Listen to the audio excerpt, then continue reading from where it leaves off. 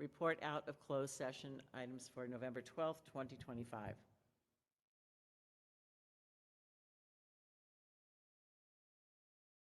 Can't hear it still? Okay.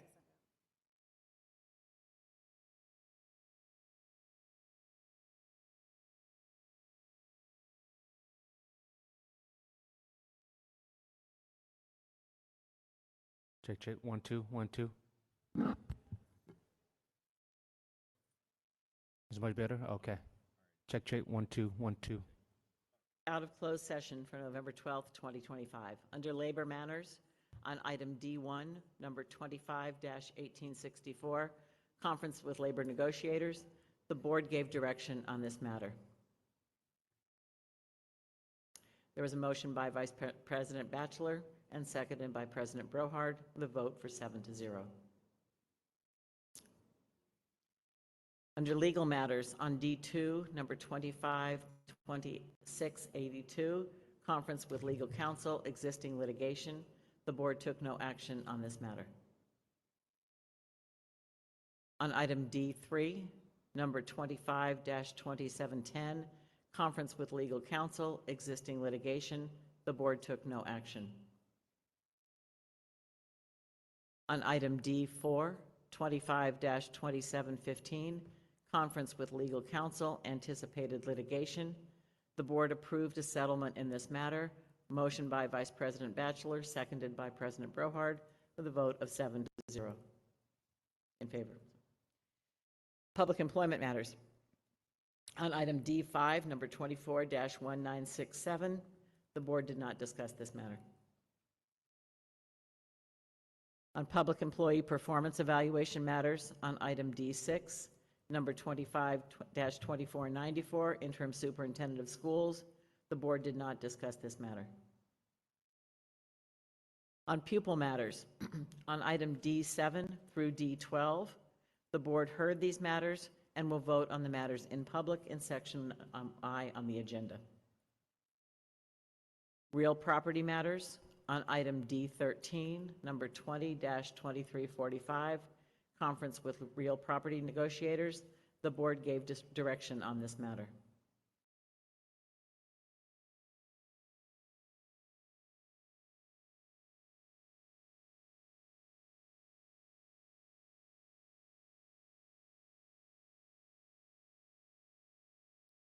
Okay. There are no modifications to the agenda? Yes, Madam President, there is at least one, and I'm looking for it at the moment. Yeah, read them. Okay, the administration has requested to withdraw O.-1, which is item 252492. This is the services agreement for 2425 with the Oakland Public Education Fund from the Student Assignment Office. This item possibly will be revised and come back to the board at the next meeting. So that's withdrawn from tonight's agenda. On item T6, which is a change in board policy, that item will not be heard tonight. It will be heard at the meeting in December. I also want to modify the order of T, hearing T7 first, T2 and T1 together, T3 and then T4. Sorry, and Director Williams, I believe you have one. Thank you, Brohart. I'd like to pull O-46 and O-29. And it's O-46 and O-29. Okay. Are there any other modifications to the agenda? And with that, we will move to the people consent item. Is there a motion to approve people consent? So moved. I second. And we have public comment. Do we have any public comment on this item? Yes, Madam President, we have two. That is Ben Tapscott and Asada Olakbala. 1 minute each.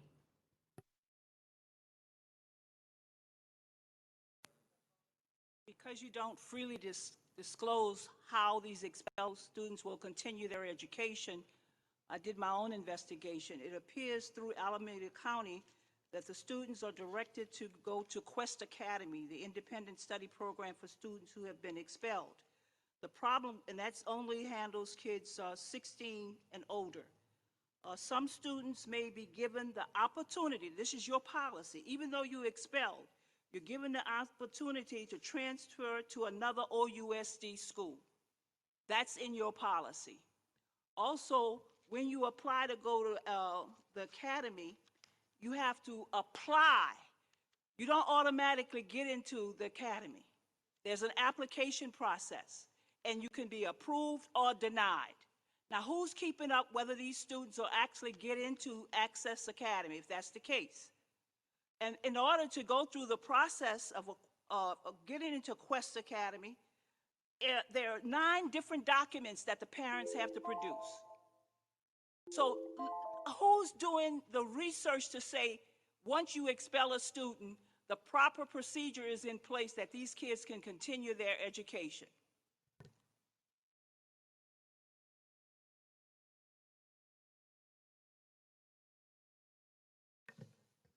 I'd like a moment of silence for the student that got shot at Skyline. And we wish them well and heal. Second time it's happened up there. I don't have an answer, but it's got to be hard on the family. I passed this out to a couple of people, and the date is November 2017. 2017. The first item on the list, remodel McClymonds High School. The question is, when is the discrimination going to stop? I went to a football game last Friday. 10 minutes into the game, scoreboard stopped working. And we can't get things done over in West Oakland, but we can get them done every place else. That's called discrimination. And the fact that we have people that lie to us about a start date and a finish date, Preston Thomas, it didn't happen. How can a charter school work 4 weekends, Saturday and Sunday, and we can't get that same type of construction over at McClymonds High School? They should be working day and night. Thank you. Your time is up, and It's disgraceful. thank you. Mr. Rakestraw, can I have a roll call on the vote, please? Yes. A confirmation that it was Director Batchelor and Director Thompson who made the motion and second? Okay. All right. Student directors are excused by virtue of the nature of this matter. Director Latta? Yes. Director Williams? Yes, sir. Director Hutchinson? Yes. Director Barry? Yes. Director Thompson? Yes. Vice President Batchelor? Yes. President Brohard? Yes. Pupil discipline consent report is adopted. Thank you.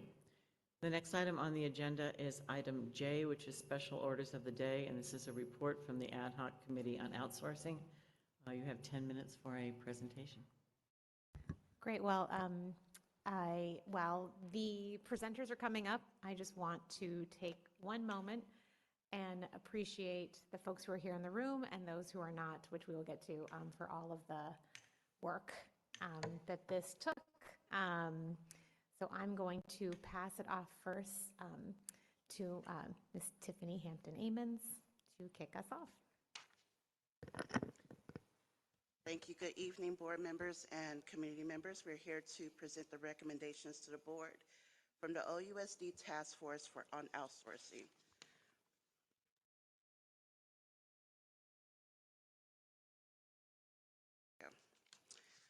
This is the first report for the OUSD Task Force on Outsourcing as directed by Board Resolution 25-0493 after our first 4 meetings as a group representing a broad spectrum of OUSD stakeholders. I will allow our task force members who are present to introduce themselves, and then we'll BAC. I'm also the parent of an OUSD graduate who graduated with a 504 plan and a speech language pathologist who was a CTA member working in an adjoining district. Good evening. I'm Inara Shafiq, representing ACC as ACC's vice president and an 11th grader at Skyline High School. Good evening. I'm Michael Pletcher. I'm representing BCTC. Hello, good evening. Tom Felix, principal of Oakland International High School, parent of 3 kids in the district. I'm the superintendent's designee on the task force. And the following members who are not here, we have Gabriel Kahn representing OEA. We have Phoebe Nguyen representing SEIU. We have Don Chioveri representing Teamsters. Mario Capitelli representing UAOS. Rain Johnson, which is District Staff Designee number 1. Martha Pena and Andrea Bustamante representing District Staff Designees number 2. We have Melissa Ramirez Medina representing Dales, myself, Tiffany Hampton Amos, representing PSAC.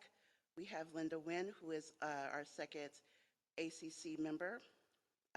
Student board members Marina Smith and Maximus Simmons, board member Rachel Latta, and we'll be moving into our rationale.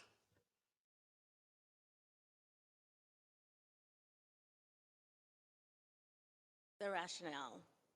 The board shall consider the control over their outsourcing task force, outsourcing control and reduction plan to reduce total expenditure for consulting services, create staff stability, and improve student services as outlined in Board Resolution 2425-0083, establishing the control over outsourcing task force and the task force work plan.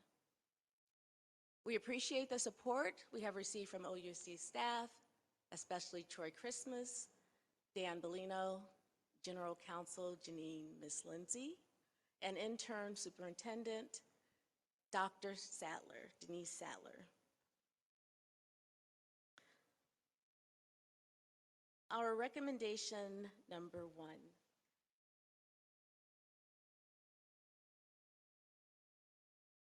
Oh, okay, thank you. Number 1, and amend and strengthen the existing contract approval process, including identifying positions with the ability to initiate contracts, training of designees and those with authority to end supplanting of in-house bargaining unit work, including documenting sufficient notice to the relevant bargaining unit after exhaustive efforts to hire in-house have been made, and establish a meet and confer with the impacted bargaining unit, yielding an MOU. As hiring in-house employees should always be the standard practice. For example, the early literacy reading tutors.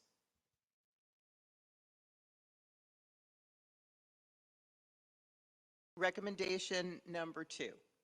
A foundational document for hiring an employee is having a written job position description for the role available.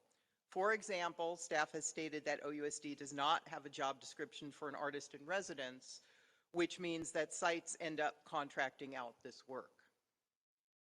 If departments identify a needed position, a job description must be developed in partnership with a relevant bargaining unit and become usable for posting openings. We note when such job descriptions are not available, bargaining units may prefer that OUSD rely on their collective bargaining agreement.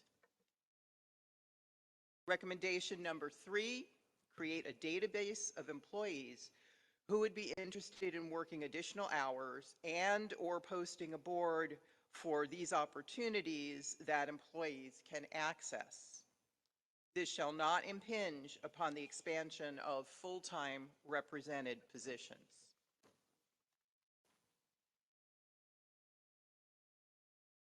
Recommendation number 4.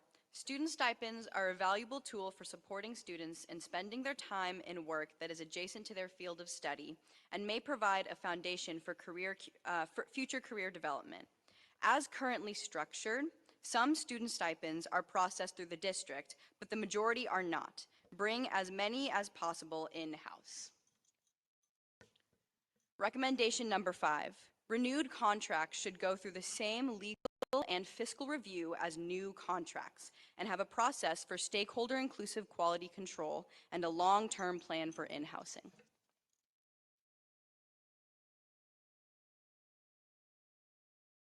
Recommendation number 6. When purchasing products that require specialized maintenance, consider how to best have district staff trained in consultation with appropriate labor bargaining units in those tasks so that outside contracting for maintenance of district property is minimized. For example, security camera installation and maintenance. Recommendation number 7. Vendors with multiple contracts with various school sites and departments should be combined into master contracts. If the total annual cost is greater than the statutory limit, $114,800 for the fiscal year 25-26, these contracts should go through procurement. Build on, strengthen, amend, and enforce as needed policies already in existence at ousd.org/procurement. Develop a preferred vendor system to take advantage of bulk purchasing contracting power for goods and services.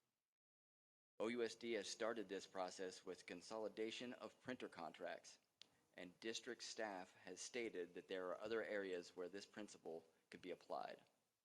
This could mean having 2 to 3 vendors as options and a multi-year duration.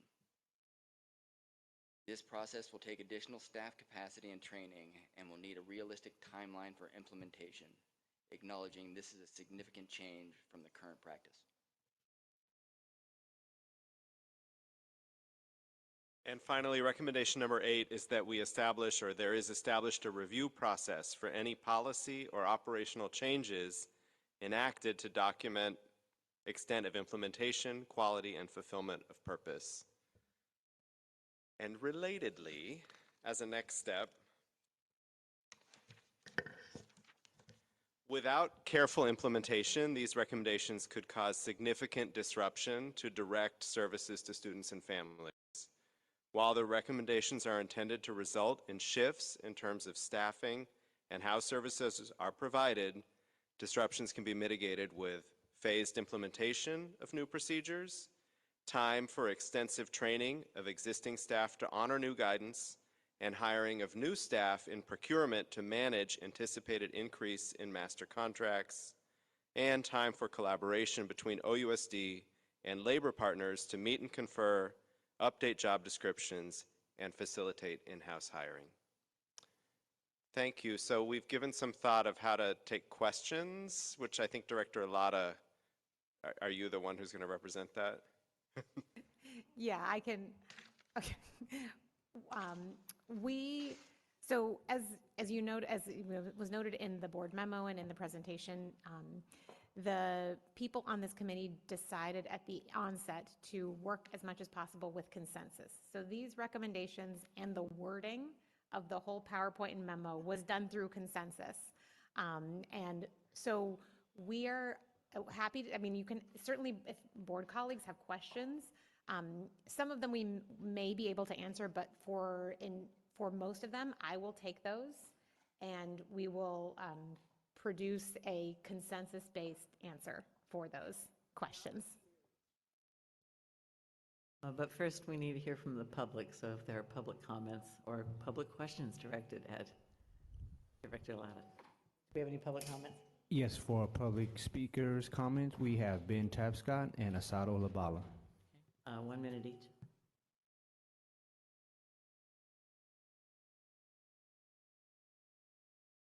So at some point, the main goal is to reduce expenditures.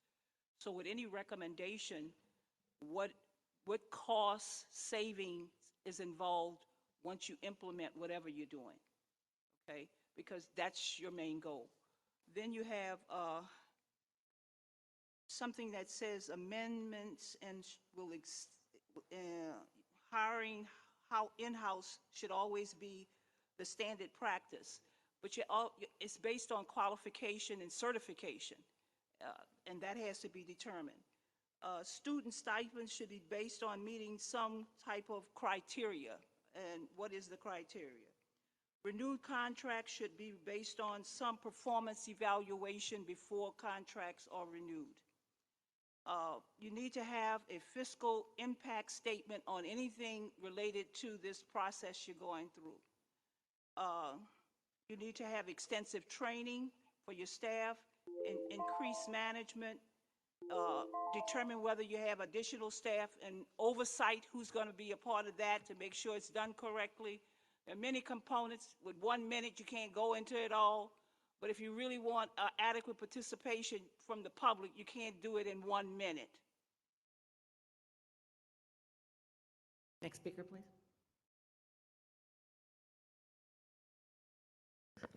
I've asked this school board several times to get a process in place, and I still don't see it. Preston Thomas evidently does whatever he wants to do when he wants to do it. You need a general contractor, you need an architect, and they go to work. You should hire our people if we have them, and particularly black contractors. Usually the subcontractor is black and the general contractor is white. And if you look at your system, you don't have one. The second thing after you have a project is, do we have adequate funds to fund that project? And stuff just, all of a sudden, Oakland High's got a track field going on there. Well, what is your process? And how do you select things? And why does it seem that when it's a black school, it doesn't get the same type of treatment? Skyline got new hurdles. We couldn't even get a scoreboard. The discrimination needs to stop when it comes to black schools and black students. Thank you. Yeah. President, Madam President, there's an additional speaker, Carol Delton. Good evening, everyone. Carol Delton speaking as an individual. I wanted to reflect a little bit on the process of participating in this task force. It was an enormous task to come to consensus as we did. And several people from the community said, well, how much are you going to save? You know, what do your recommendations say? And I said, well, you'll see when they come out that the recommendations are about process, and it's a lot of change. And I think the thing to do is to get started. At the Budget and Finance Committee last week, the district budget and staffing and operation was compared to a ball of yarn. I would say within that, the contracting process is one of those balls of yarn where it changes color every few steps and you end up with a multicolored garment because it does go through a lot of hands. One of the first steps, I think, is for all of those hands to think first, how can we do this in-house? Thank you. Are there any other board comments? Okay. I mean, any public comments, sorry. All speakers for this item have been called. Okay, thank you. Board comments. I'm going to start at this end here. Director Simmons. Okay. Director Berry. For you. Okay, so thank you so much. I've been waiting for this, and I think all the recommendations, no red flags, that all make sense, practical, and I think advantageous for the district. Few questions that I'm not sure you'll be able to answer tonight, so we'll just document them. One, which was mentioned a few moments ago, is around the fiscal impact. And so thinking about how the dollars we'll spend to implement them compared to the dollars we'll save. But that also made me think about the fiscal implications of outsourcing was just one of the goals, and so it might be helpful for the public to be reminded about the overall objectives of the task force, one of which was saving money, but I think another was like efficiency, and so it might not just be dollars and cents. The other question I wrote down was about whether you all feel comfortable sharing the rationale for each recommendation, so it's clear to us what the underlying assumptions are behind those recommendations, because that will certainly drive what implementation and execution look like. And related to that, it would also help us understand or align on, you know, a notion that we're solving the same, because there could be different problems that we're solving, but hearing the rationale for your recommendations will make sure we're on the same page about what specific problem each recommendation is designed to solve. For number 7, just curious if it came up in conversation, what happens when a site wants to establish a contract with someone under master contract, right, when that's implemented, but it's mid-year after a master contract has already been passed and signed. Does it create any vulnerability to the other sites under that master contract, or how do you, just thinking through the execution of that one, I don't know how you implement that. And then for number 8, the way that you read it, I wasn't sure if the second part of the sentence, the to document the extent, was the reason for the first part of the sentence, such that, like, I might suggest revising that so that it's to ensure high quality implementation and fidelity, because the way it reads is like the purpose of doing that is for documentation, which I'm sure we want more than tracking it and the accountability piece, but I actually wasn't clear what was meant there. That was it. Great job. Do you want to answer those questions, or how do you want to do this? For the rationale behind each of them, I think it would be better to keep that with the group, because I think while I have an idea of some of that, I do want to make sure that I'm representing everybody's viewpoints, because I think one thing I will say that I think is fair, and everyone can shake their heads at me if it's not, is that this was a very like a pretty diverse set of people who came together with different perspectives on the district, and each recommendation for each person likely has a different rationale, or at least a prioritization within it. And certainly, as we were going through the process of agreeing upon what the recommendations were going to say, that became clear to me. So I think our next meeting is December 16th, and we were going to debrief this meeting and talk about the implementation that has happened thus, kind of in the interim from now to December 16th. So we can come back. We'll start a draft, and then I'll try to get that back before the December 10th meeting. In terms of number 7, I think that's an implementation question. I will say both Martha Pena and Andrea Bustamante were both kind of talked about master contracts, because in the community schools department, as well as in the ELAP department, there are multiple organizations that have master contracts that then have subcontracts with site. I mean, there's several on our agenda tonight that is, for example, BACR has a master contract with the district, but then also has subcontracts for additional work that is kind of separate from the master contract. And so we already have and I think Martha said this multiple times, we have a framework for how that works in that department that we just need to roll out, which I sort of is not enough words for how I think it will take some time, but I do think that that's a good question, but I think we have some models in the district. And then I think for number 8, I would just say I think that probably when we're working through the process that we can give more feedback. Director Williams? Thank you. Thank you, Task Force, for doing the work and just, being involved. We started this process in February, maybe March, with the alternative budget. And that was the whole intent, right, is to bring community into the process. For so long, we've had budget presentations that have been presented to the board, staff, and board, when they could or whenever they made an appointment, would meet with various community partners.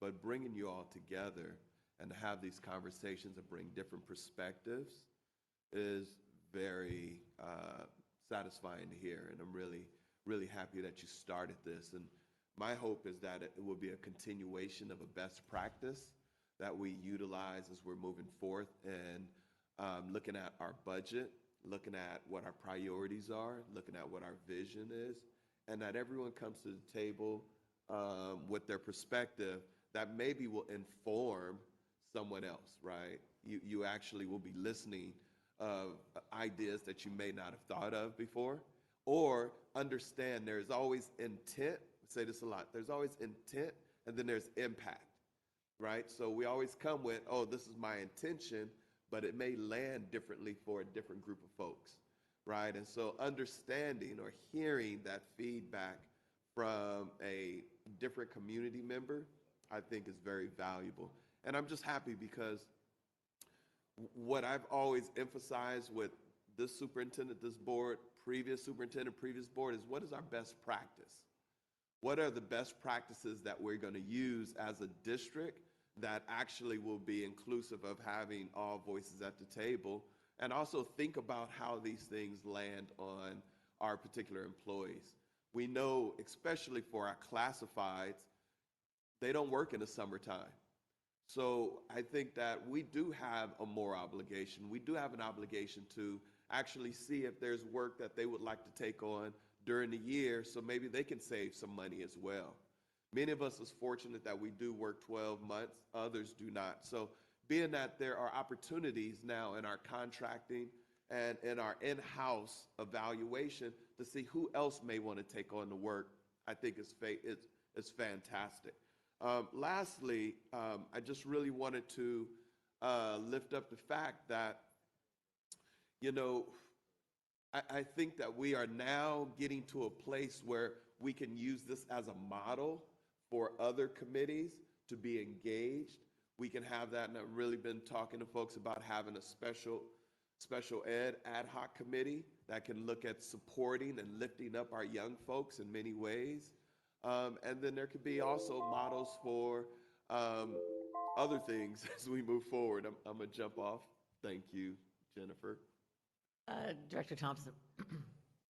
Thank you very much, President Brohard. And also committee, thank you very kindly for the presentation. I do have one commendation, if you will, and then one wondering necessarily. And the commendation that I really would like to emphasize is I really like the cross-section of individuals who actually participate on the committee. It's really broad, and I really appreciate that because you're going to hear, I think, varying voices.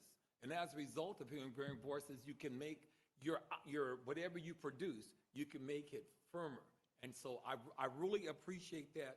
But I was left with one wondering, and that is, have we thought about the labor intensiveness of what we're doing and where we're going to, not that you have to answer that right now, but have you thought about the labor intensiveness of what you're doing and how that's going to be facilitated? Again, I really appreciate what you're doing, but I don't want it to fall short. I want it to be seen until its fruition necessarily. So, and I don't want the intensiveness of the labor to sort of obstruct the end result. So, but thank you very kindly. I really appreciate it. I see Director Hutchinson online. Yes, thank you. With respect to the comments from my colleagues on the board, I think I see things very differently. First, I want to remind everyone, again, how we got to this point. This was a resolution that was passed by a 4-3 vote against the objections of staff. And there's some real problems with how this was established in the first place. And in my time working with the board and being on the board, I don't remember another time when a school board director passed a resolution, formed an ad hoc committee, and made themselves the one school board member to that committee. This actually doesn't represent a real cross-section of OUSD because the membership to this ad hoc committee was prescribed through the resolution. So this was not like other bodies where it was opened up for everyone who had expertise or interest to be a participant and join. And lastly, I have to say, as we are 1 week away from budget scenarios being presented to the board for the first time, while we're in financial crisis, while things are spiraling out of control, to make this a carve out at the start of the meeting where all the focus goes to this, when this ad hoc committee doesn't even have authority. This is doing nothing to help us with the decisions that are going to be put before us by the end of this month. And this avoidance of the real work, of the budget, of the crisis we're in, of our inability to negotiate with our labor partners.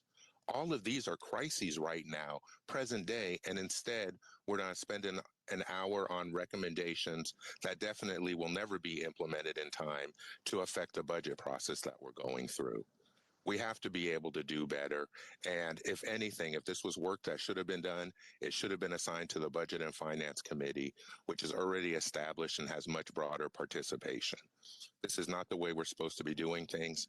And it's really frustrating when I see people led astray in this sort of way. Thank you. Thank you, Director Batchelor. Thank you. I'd like to, again, appreciate the committee. I saw some of the hard work that you guys were able to do as I was shepherding folks from the committee meeting to your meeting space at Met West. And really the dedication and hard work that you guys have put in is really impressive. I guess I am very excited about the recommendations. I'm like, let's get it going. Let's do the thing.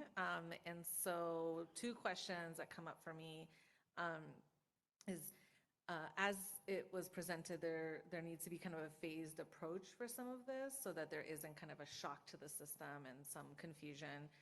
So I'm wondering, like, what would be the recommendation from staff as to how to phase it so that we can, again, get it moving? And then there was a recommendation around, or from what I understood of that recommendation, to potentially get more folks in procurement to support with this work. That'll equal more FTE. So just figuring out, like, what does that look like? And then similarly, there was a recommendation around making sure that you have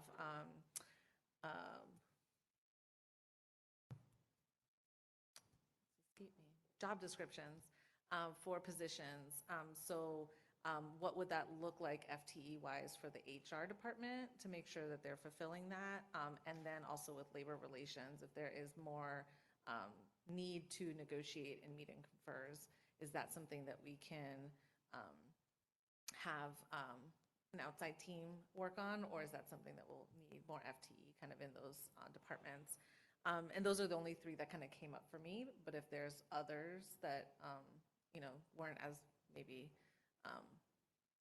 didn't come up for me, but have come up in the conversation, I think it would be helpful, because I think it goes to what I think Director Thompson and Director Berry were talking about, of like, how much investment would we need to make to achieve some of the savings that we would want to make? So we need to be realistic about both of those. Dr. Sadler. Good evening. First of all, I'd like to thank the committee for your work. We always want to look at how we can get better at what we do as a district. So that's the premise that I have around this. I do want to say that we need to, committees make recommendations and then staff implements recommendations. So what I want us to do is to take a close look at these recommendations so that we can figure out what would be involved, what the staffing would be, what the costs are, and what the benefits are.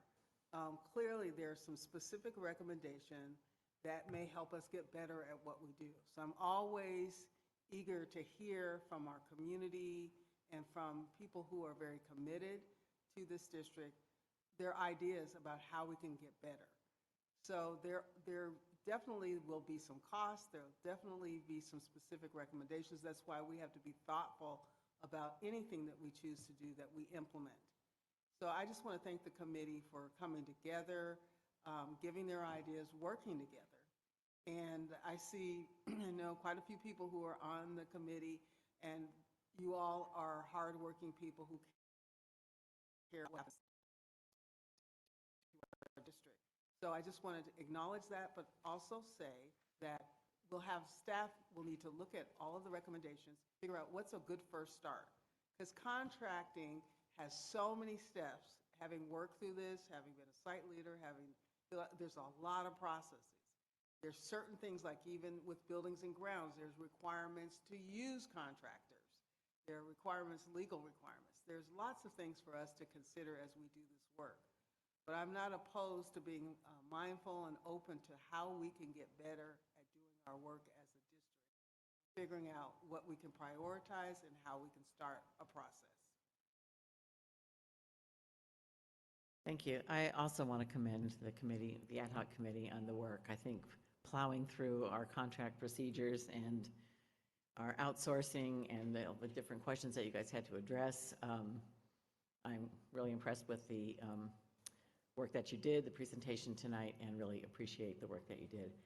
I do have a couple of questions. I do think one key question that you did ask in there, I think it was on the first slide, was who can create contracts? And I think that's kind of one of those, to me, essential questions, is that who can create them and who can modify them. I also thought, looking at, I did not know that BACR had both master contracts and subcontracts, which actually adds another level of your work to that, so more on that. I did have two questions. One, and I'm never quite sure how the student stipends work, because I know that we do actually okay them through the Oakland Ed Fund sometimes, and I really think, again, kind of centralizing how that happens and what the procedure is, I think is also beneficial to the board too, because that's also often an item that is on our consent agenda. So any work you can do on that one.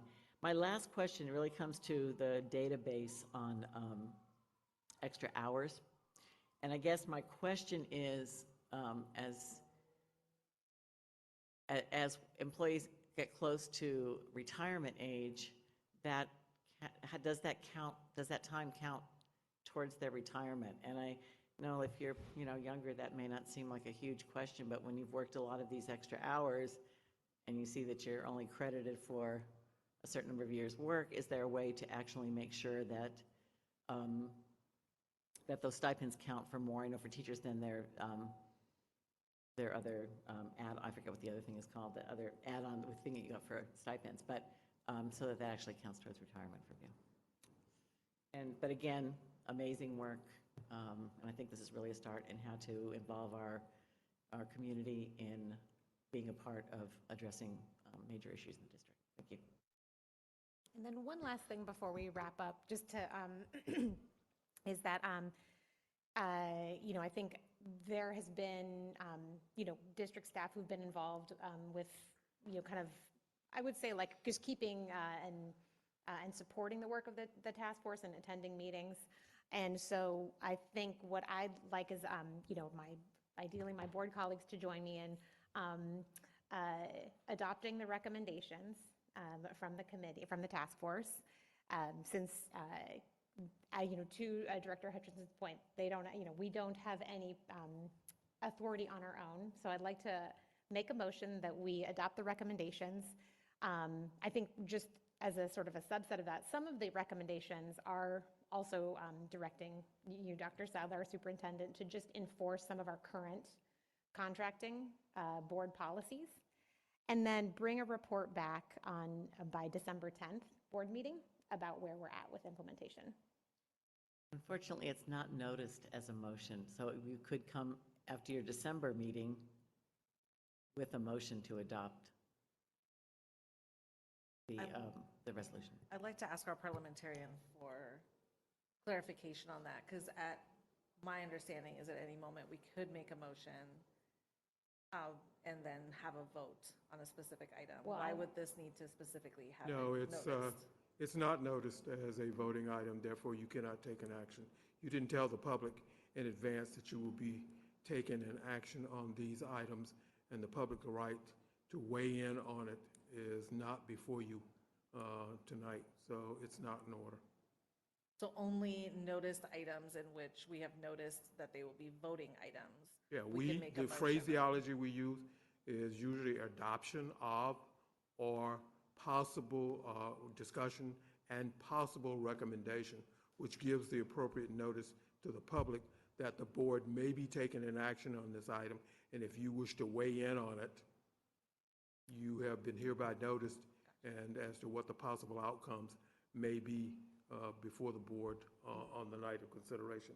That is not the case in this particular instance. It's simply a report of the findings. Thank you. Would it be appropriate to then request that this item be put on the November 19th agenda since it is a budget item? But it's or a also a voting special, item? that's a special meeting notice, and item is way beyond just a one-time matter. It has implications for board policies above and beyond budget implications. So special meetings would not be done for that purposes alone. Okay.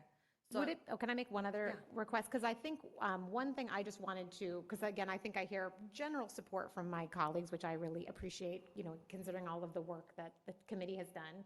And my understanding from staff and kind of in our correspondence was that having a report by December 10th was workable within the current timeline. So I think my question then, and this is to our parliamentarian, is that it would be acceptable to ask my board colleagues if that's, if that is in order to request a report on implementation by December 10th. You could do that, but is it practical? These recommendations, in my opinion, need to go to the superintendent for some evaluation as to what is practical and what she could possibly implement over a given time period between now and December 10th. Is that practical? Point of clarification. Director Lada, Wait, I there's think it's very challenging at this point because we are working, staff is working on preparing for our budget, the next board meeting. So I just think that we would not be able to do the analysis. Sorry, I don't think we would be able to do the analysis needed by December 10th, as requested. Wait, point of clarification. Go ahead, Director Hutchinson. Thank you.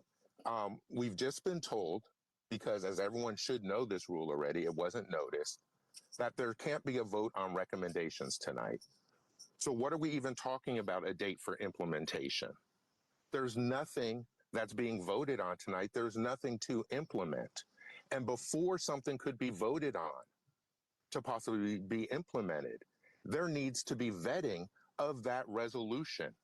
This would have to come back in the form of a resolution of these recommendations. This is not how anything works, and already now we've lost all parliamentary procedures. This can't come for a vote tonight.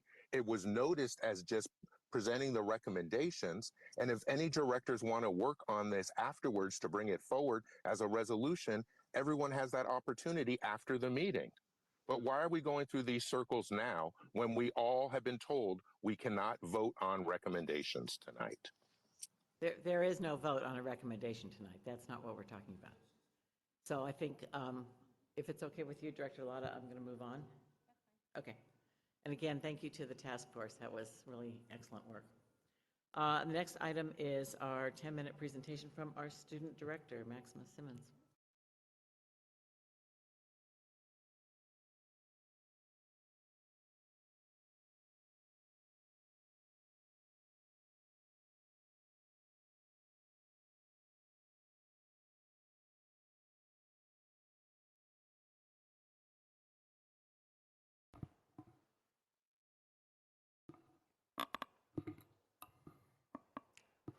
Good evening, community, parents, students, staff, board members, and superintendent.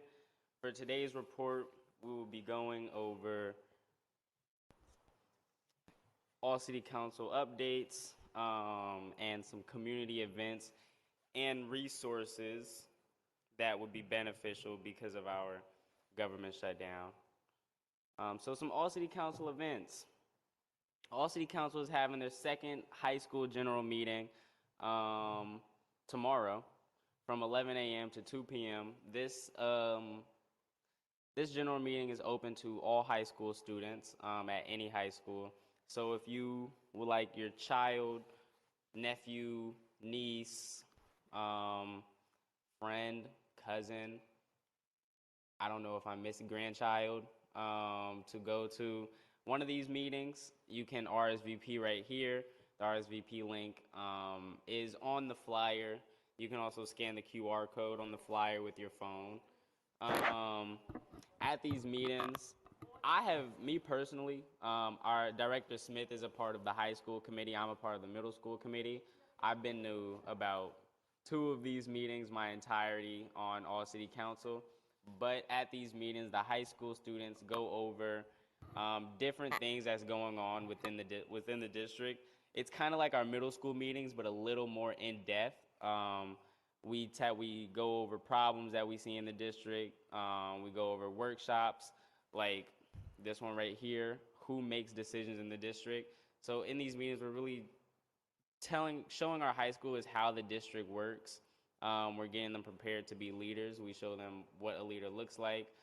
We do different workshops, maybe public speaking workshops and things like that, just to get our high school prepared to be leaders and showing them how to be leaders and giving them that option if they choose that that's a path that they want to take. But right here, you can see what's on the agenda.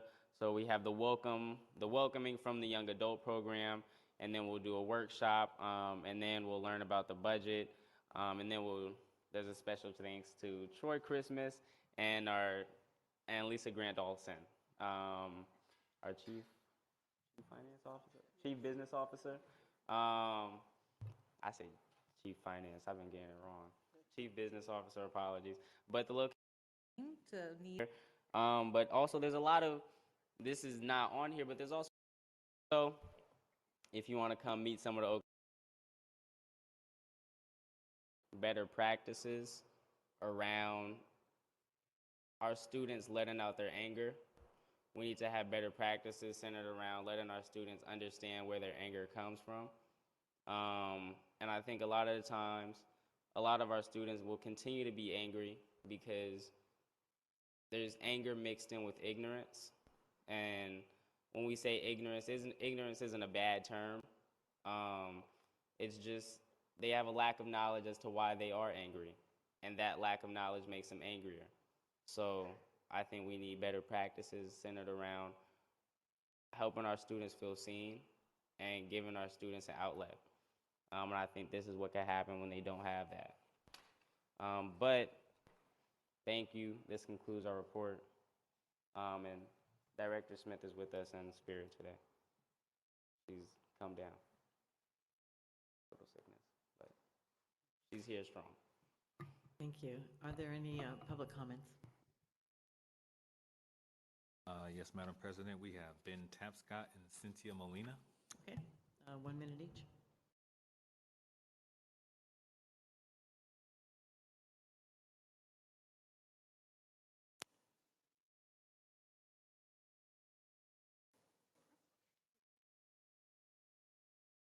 Cynthia Molina speaking as a mother. So I noticed that you're going to be meeting at Santa Fe tomorrow, and that the young adult program had been kicked out of the original Marcus Foster, and it was in the back where the police department was, and the students were all hidden. And I remember when those directors were kind of horrified that they didn't know that these students were in that building, in that space. And that many of those students, they never saw them in their high schools when they were there. So my desire is that tomorrow, aside from a welcome, that you ask them about their high school experiences. They are in the high schools that you all attend and often don't participate in a lot of the most exciting and formative experiences of high school, and ask them about what they need right now in their own program. I know that you know that it took 10 years for them to get any linked learning money to support their career and community aspirations. So yeah, just thanking you for being there and with them, and inviting the conversation about their experience. Thank you. Thank you. Madam President, we have an additional speaker, Asada Olagbala. Okay.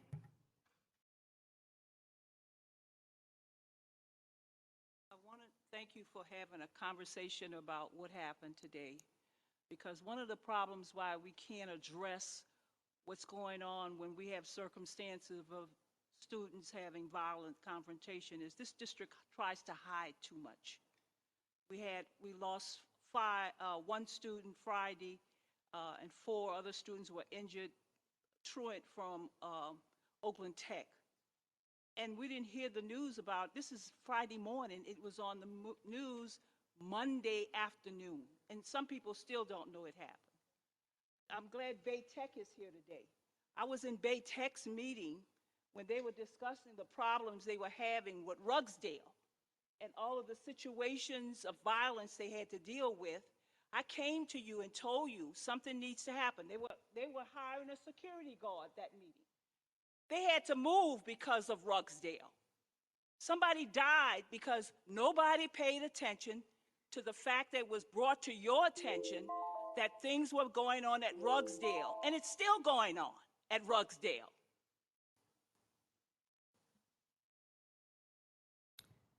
Thank you. Are there any other speakers?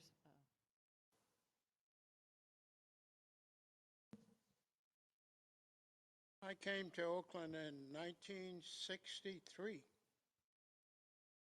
and the coaches were sent all over the place. They sent me over to Oakland High. Max coaches going to Oakland High trying to calm everything down.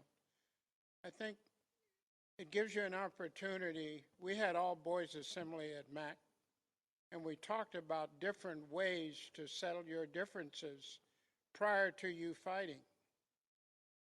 And I think those types of meetings where they talk about it and think about it, just maybe, they'll figure that there's another way to solve the problem. And most of our problem was over the girls. Who was she going with? Who wasn't she going with? And we talked about relationships.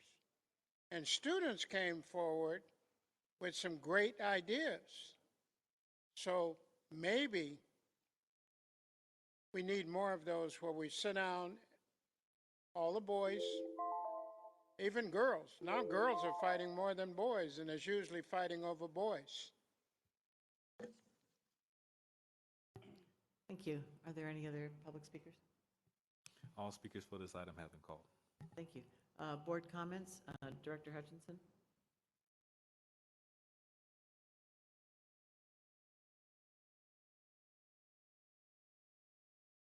That is, if we could somehow ease in a discussion of academic opportunity for students. I know, well, this is what I was told, that ACC decides to, excuse me, have a discussion around what interests students. But I'm wondering if we can ease in the discussion or ease in something that would make students feel that an important part of their discussion is academic opportunity. And my rationale for saying that is, as a black man who was raised in Oroville, California, I know how difficult it is for people of color to have access to all academic opportunities. I just so happen, you know, to be whatever, you know, and so I was just thinking about it. I didn't understand A to G, but all of the classes I took were A to G. I didn't realize that. So I got into UC Davis with no problem at all. It was an academic acceptance, and I didn't really understand what all of that meant, but I do now as an adult. So I'm wondering if we can start that discussion, because I want students to be more aware of what's necessary in order to advance academically. That's all. But again, thank you for your report. Your report was absolutely wonderful.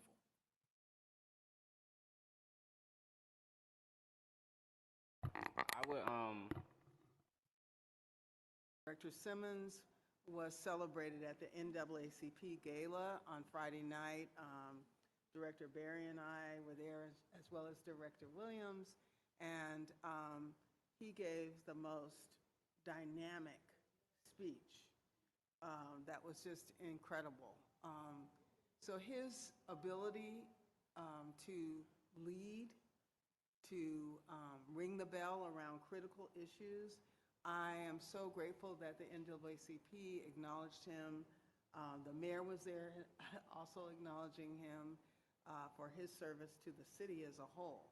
And I think he's just been an excellent example of the student voice that we have.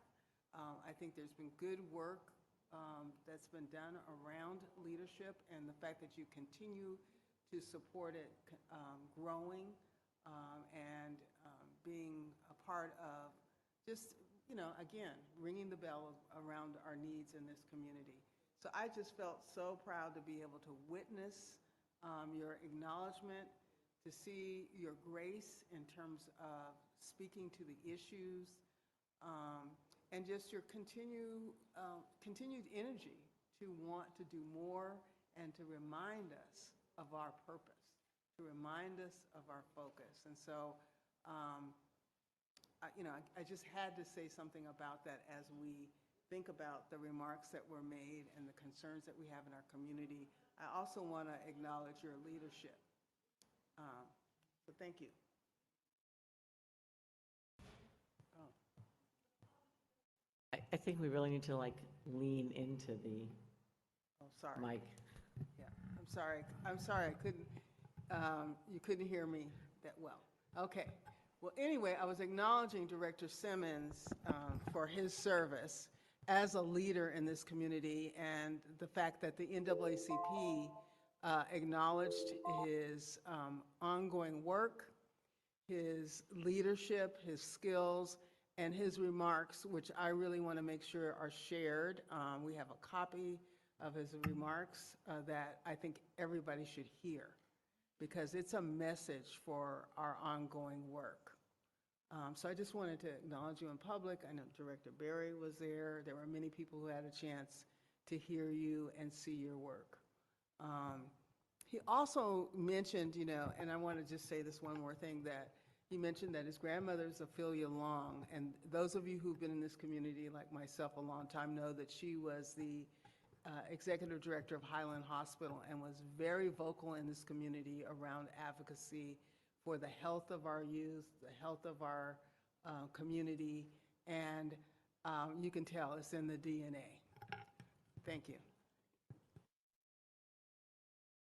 I'll make my comments short. A couple of things that I really appreciate. I really like the way you bring the joy into the work that you do, the work with the ballers and the work, this kind of thing. And as a baseball fan. But what I also appreciate is that you bring your work from the city into your work with the school, and I think that's been a really valuable relationship that I know I think we've struggled to build as a board, but I think you're sitting on the Youth Commission and on the board. I think you really bring both of those things together in a really real way. I do have one suggestion, because it's the time to donate to Ralph Bunch. If you could post the QR code, thank you. And I would really encourage all my board directors to contribute, because I know people really do appreciate that, and I know people who spoke about, thank you for all the stuff that you sent. So it's pretty easy to do. You just need the code, and then I would encourage each month. I know each month is going to be a different district, and if we can all support across the city with buying a few supplies, I think it really does help out, and I think it matters to the school that we're doing that.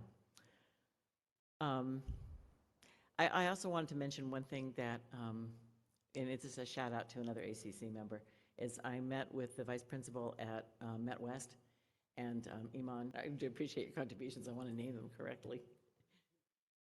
All right, next on the agenda is comments from our labor partners, and I'm not sure if there are labor partners here. Hi, good evening. My name is Phoebe Wen. I'm an occupational therapist with special education, and I proudly serve as Vice President of SEIU. Today, SEIU came prepared, organized, and ready with comprehensive counterproposals that reflect the real needs of our members. We continue to demonstrate what good faith bargaining looks like: transparent, thoughtful, and focused on fairness.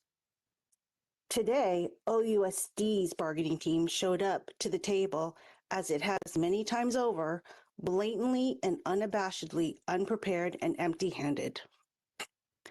It has been 8 months, much less respected. SEIU deserves better, and we demand accountability. We call on this board to meet with the district's bargaining team to ensure they come to the table prepared, responsive, and ready to finally reach an agreement that reflects the essential work our members do every single day. Are there any other labor partners?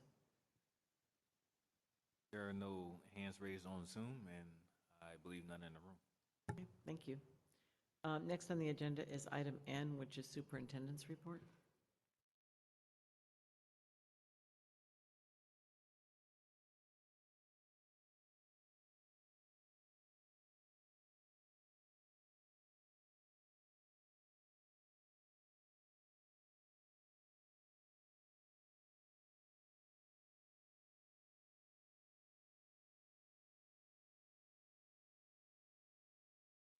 Good evening, President Buhard, board members, and members of the Oakland community in the audience and online.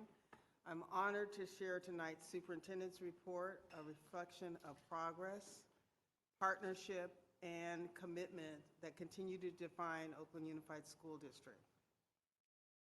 Our mission and vision are focused on student learning and being a full-service community and district. I want to start off with some highlights, school highlights, which I think is important to share some of the good work that's going on. Director Barry and I had an opportunity to visit UPA, where we were able to speak at a ribbon cutting of the new STEM Smart Lab.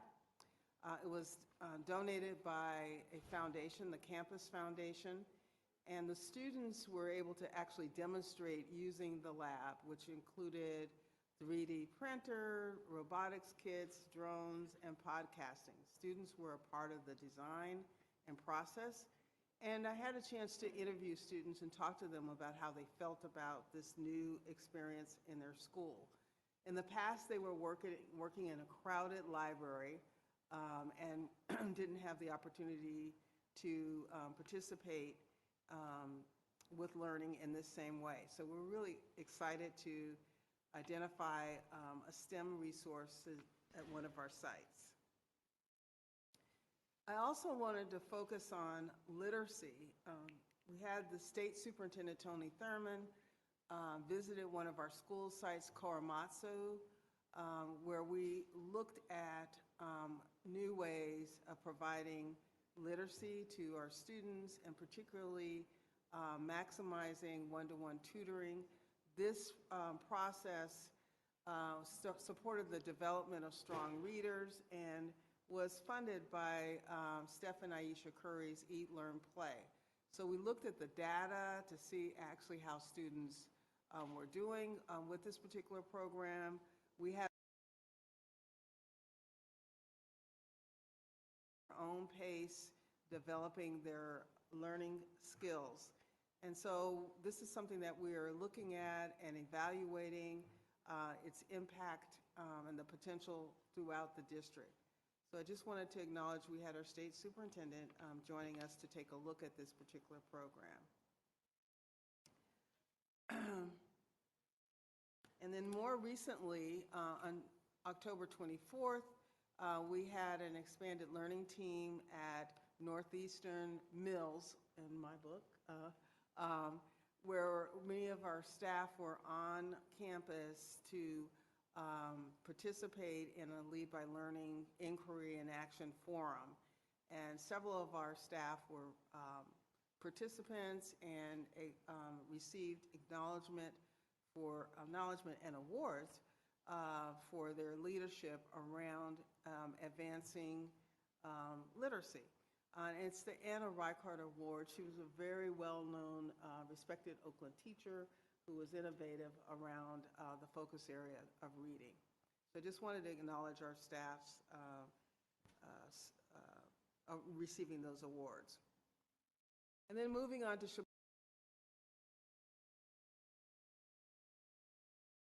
wheelchair ever since, and there was a wonderful opportunity by an organization to build a custom wheelchair where he could experience Halloween like many of the other students in the community, and this was a big hit.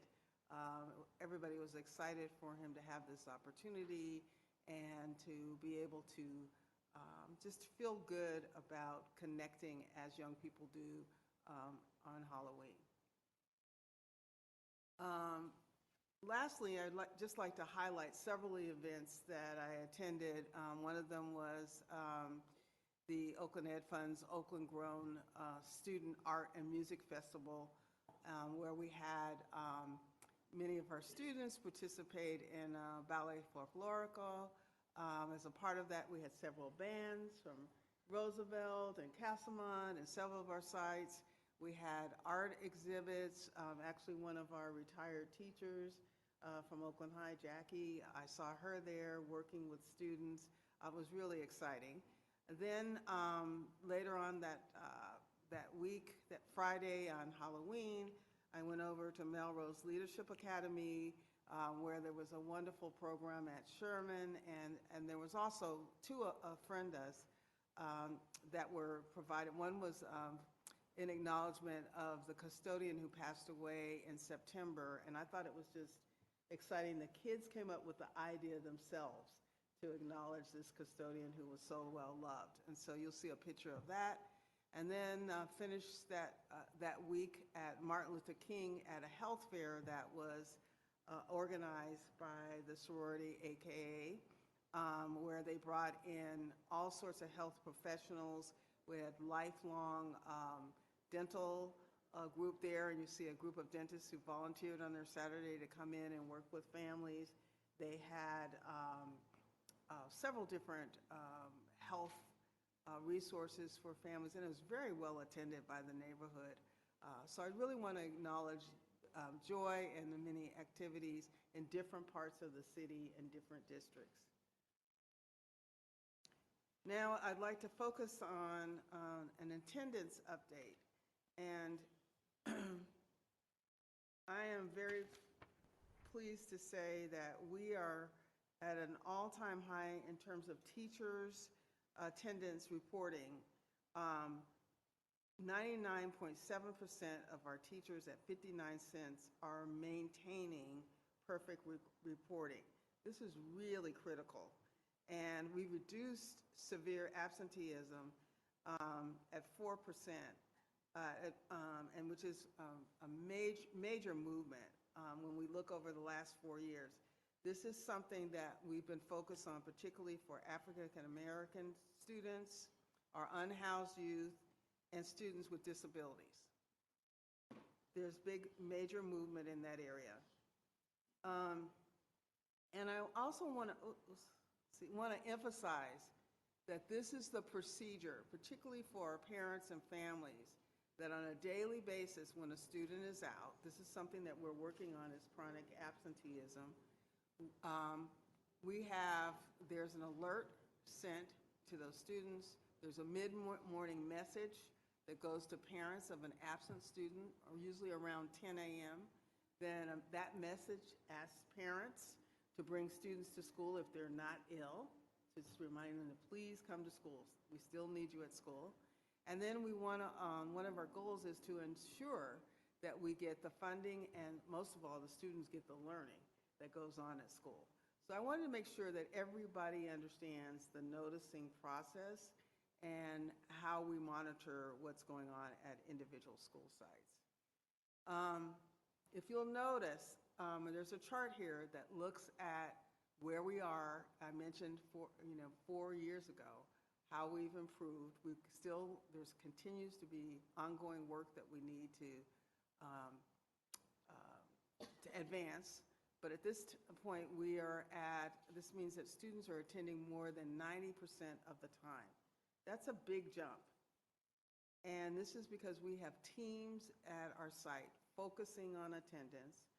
Our community schools managers are working on this. They have a whole team, along with our attendance clerks, working with families, making sure those calls are made on a daily basis. This is major, particularly in our fiscal crisis, but again, most of all, impacting learning for our students. So we're going in the right direction. Now, I wanted to focus on subgroups specifically. This is something that I've shared that I really want to point out, that we have reduced absenteeism for African American males by 9%. We've gone down 6% from last year, currently. And year 3 newcomers, we have gone down 8.9%, which you see where we were last year. Unhoused youth, we've gone down 2%. And our students with emotional disability, we've gone down 1%. So I just wanted to make sure that we focus on what is happening with our student absenteeism. Now I want to talk about literacy, which is but if they're not able to access the curriculum, then all sorts of things come up that are not what we want for our students. So as your superintendent, I want you to know this is an absolute major priority for me, and staff has been working diligently to look at the information, to look at how they can adjust what they're doing on a day-to-day basis in the classroom, and look at how we can partner with many different agencies, how we can partner with our families, how we can partner with as many resources as possible. That completes my report at this time. Thank you. Are there any public comments? Yes, Madam President, we have 3, Carol Delton, Ben Tapscott, and Asada Olukbala. Okay, thank you. 1 minute each.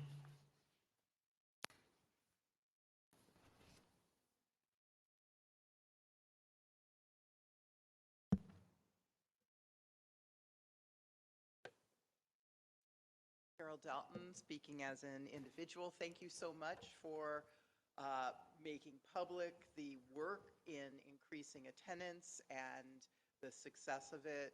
It's so important, especially this year, not just to student learning, but to the budget situation.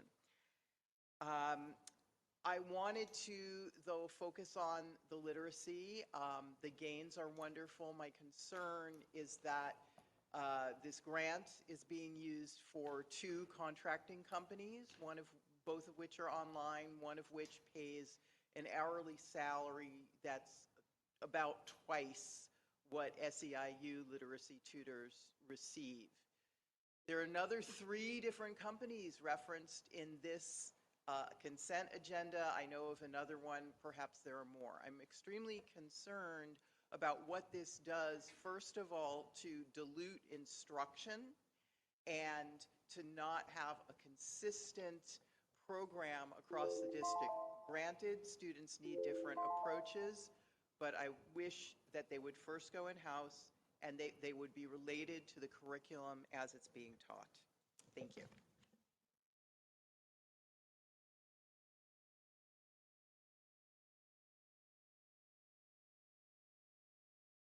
I appreciate the comments about literacy and reading, but not often enough is the conversation around reading comprehension. So we kids and young people can read words, but they don't know what they've read. And that's comprehension. And so we got to concentrate on that. McClymonds says 80% of its students read in 2 to 3 grade levels below. You frequently always speak to how you are accommodating your newcomer students with their issues. But when we talk about African American students, we don't get any uplifting of how we're going to accommodate them. Lastly, this issue of truancy. it's not being addressed. California state law says that when a student has been truant 3 times, missing 30 minutes of a class, you have to send notification to the parent. Then if it continues to be an issue, you have to pull the parent and student in and make some recommendations for change. I don't think we're addressing truancy. And we have to, because it's happening. Chronic absenteeism is a form of not being in the classroom. Truancy is a form of not being in the classroom, and we need to address it.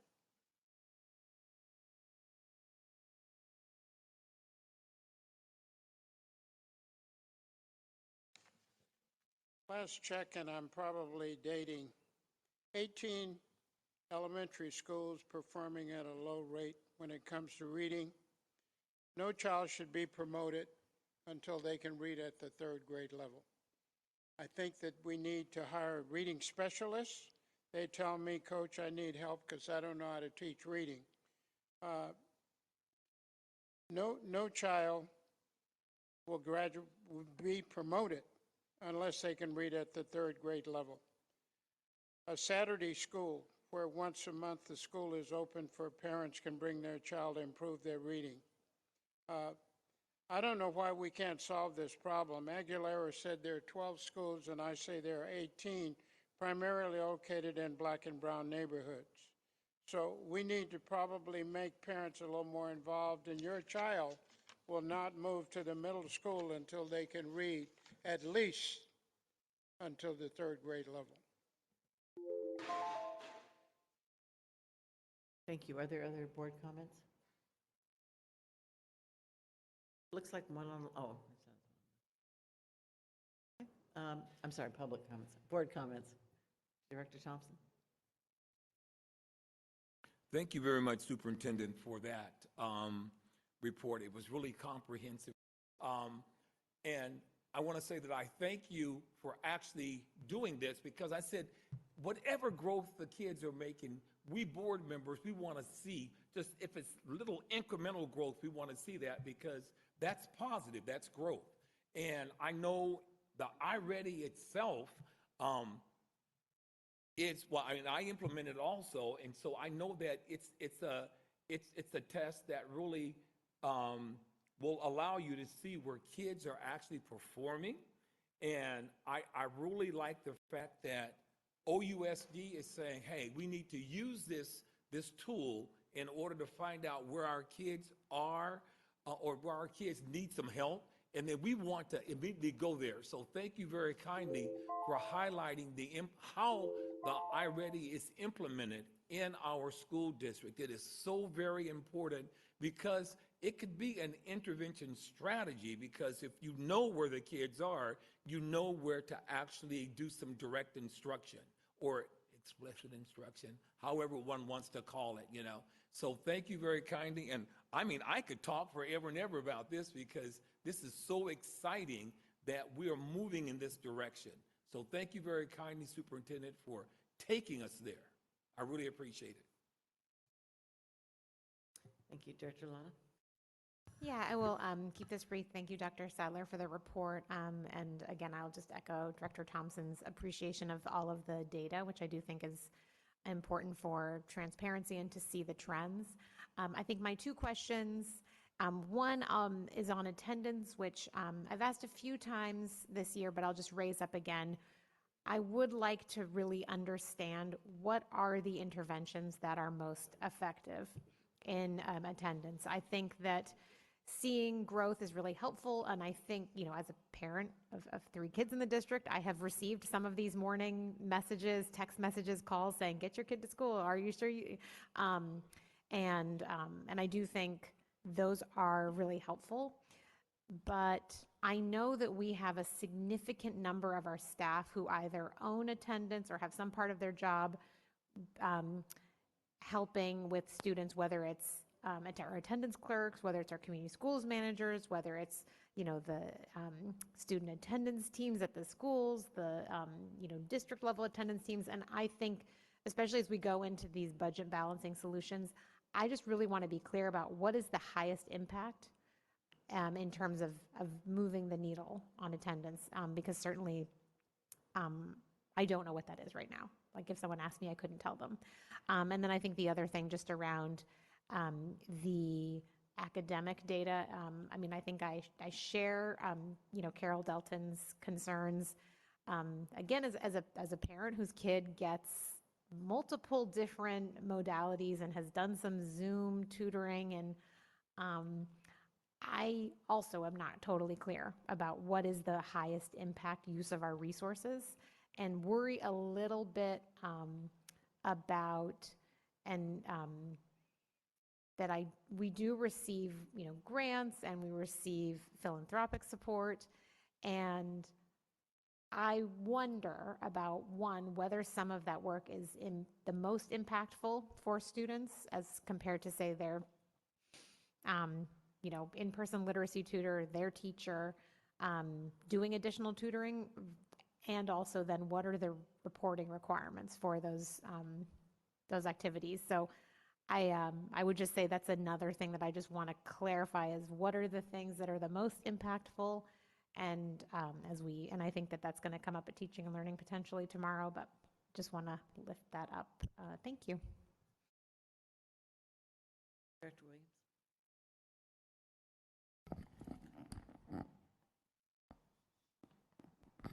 And similarly, thinking about how site-to-site folks are sharing their practices and whether that's getting to you so that at your level, you can think about the systems level changes that take advantage of what each site is learning about what's working, again, for both literacy, attendance, chronic absenteeism, all of it. And then I'm very curious how data like this is coming up in budget development, particularly around the scenarios, because there has to be a way to design a system that addresses the challenges and the gaps with the money that we have. But we have to, our kids depend on it. And I'm curious how those conversations are popping up. What I would love it to be true, that instead of us having sort of like this fragmented system because we had to make all of these budget changes and reconfigurations, that there is a vision that we're building and trying to sort of like balance the budget according to that vision.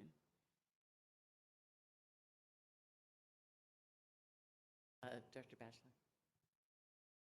I don't have anything about particularly your report. That's happened today. I have been working with staff while we've been in meetings, and we've talked with administrative staff. The plan is to have lots of resources for our students available at the school site. I know that I heard your request. We have some of the staff have said that they want to be there to talk to students because they have relationships with students.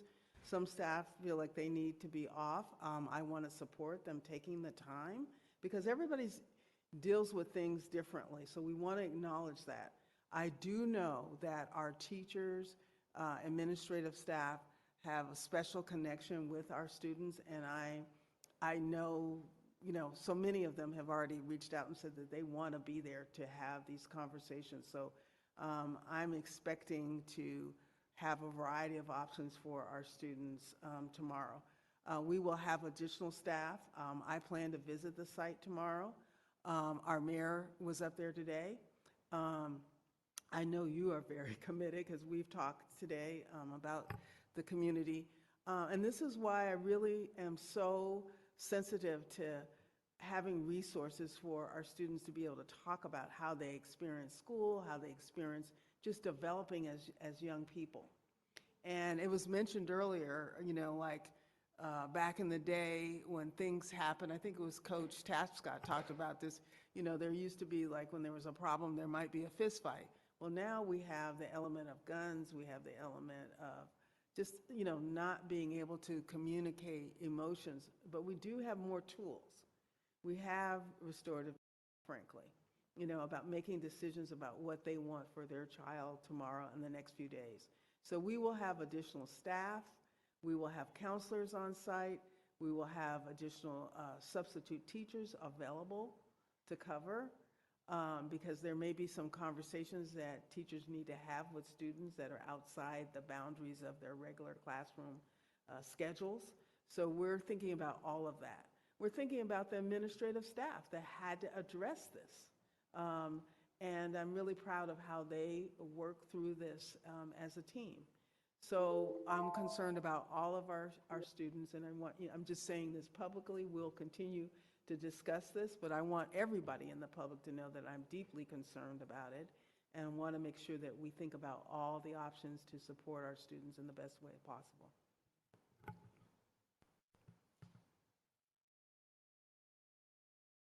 Well, I do want to bring it back, I guess, to some of the slides that you showed, and I do share some of Director Williams' concern. I guess in looking at this, I think that while there is some growth, that's always been really complex reading. Help black students, which is ridiculous. But right now, I want to know what was spent, $500,000 with Black Thriving Communities, $1.6 million allocated.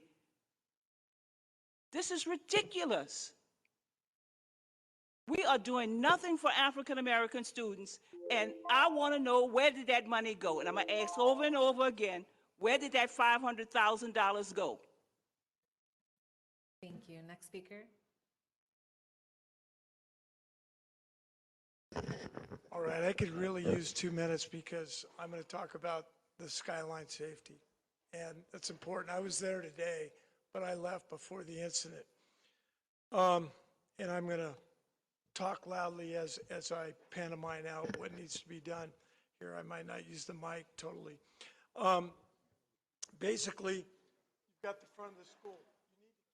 Please speak into the microphone so those Zoom folks can hear you. Okay. You've got to fence the school. You got to fence the front, and you need to put a receptacle area there by January 1st. It's got to be done, or we're going to be going through this again. There's been problems in the past. In 1978, I taught at St. Joe's High School. I taught Mike Johnson. Mike Johnson became a police officer, and he was a resource officer at Skyline High in 1992. They took off 26 guns and 11 knives that year.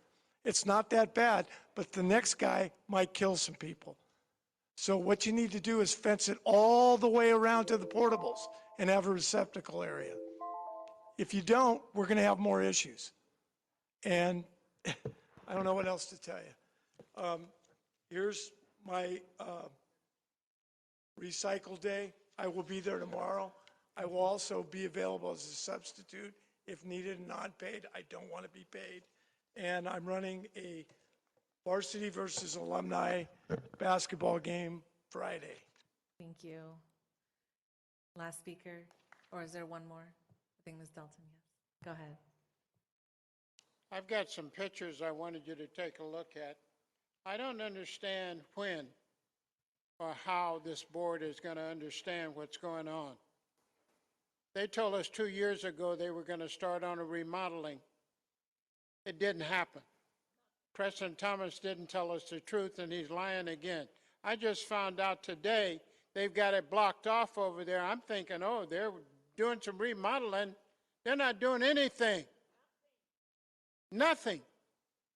And they were supposed to have those kids ready to go at the end of the school year. I went by Fremont yesterday.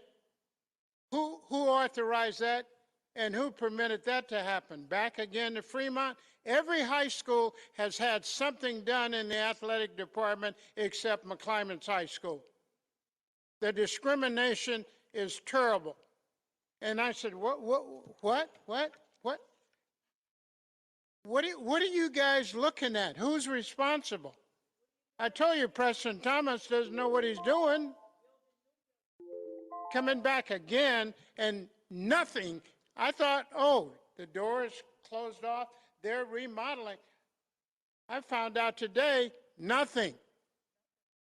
Nothing. is going on after lying to us about 2-year delay? Name me one project that's been delayed for 2 years and nothing still happened.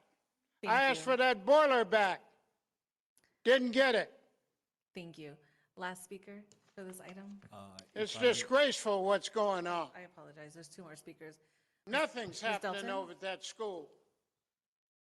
Go ahead. Thomas is responsible.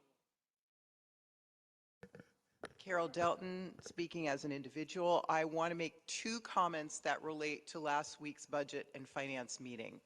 First of all, seems that within OUSD, up and down, there is always a reflexive response to a change in priority or work, which is create a new position.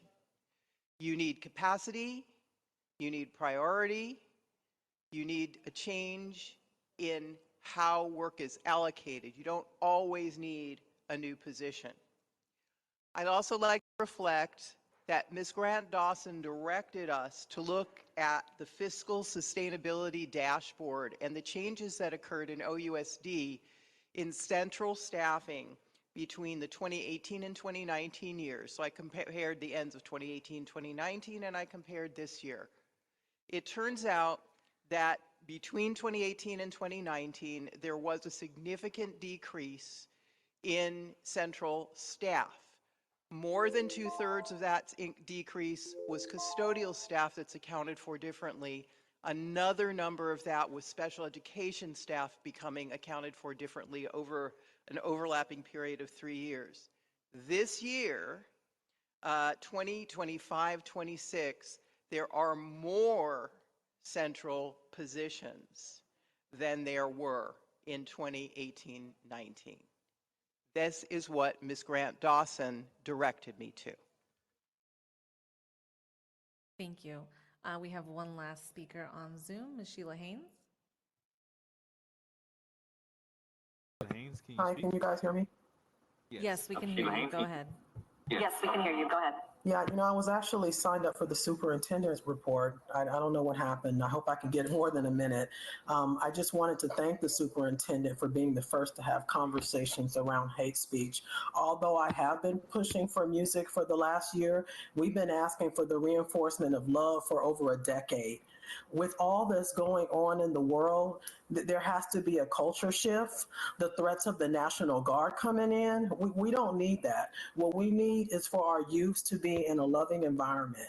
We ask that the schools adopt a daily reinforcement of love for each other, and that time should be now because reinforcing love and respect doesn't cost any money.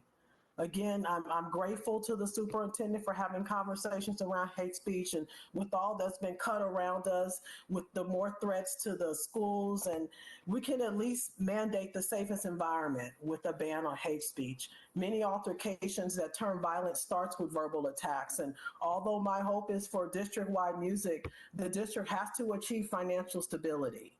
I'm hoping in the process that too much harm won't be caused as a result of this budget crisis. But again, at the very least, you can mandate love and respect and finally combat the hate speech that our youths have been plagued with for decades. It needs to come to an end. I most definitely think it must start with the Room Street by Fremont High. This is a symbol of self-hate and low value to our communities, where we need to be referring to each other as sisters and brothers. So I ask the board to please reinforce love. Our students need that. Our staff needs that. Our students need love and respect to best thrive in any program or service provided at the schools. Thank you, Ms. Sheila. Thank you, Ms. Sheila. Alrighty, board colleagues. So now we're back onto O, which is consent items minus O1 and O29 and O46. Is there a motion to adopt? Yes, I move the adoption of O, the adoption of the general consent report with the items pulled that you mentioned. Most of the time, it has to do with kids who come to school, are supposed to be in school. Their parents think they're in school, but they're. So one of the things that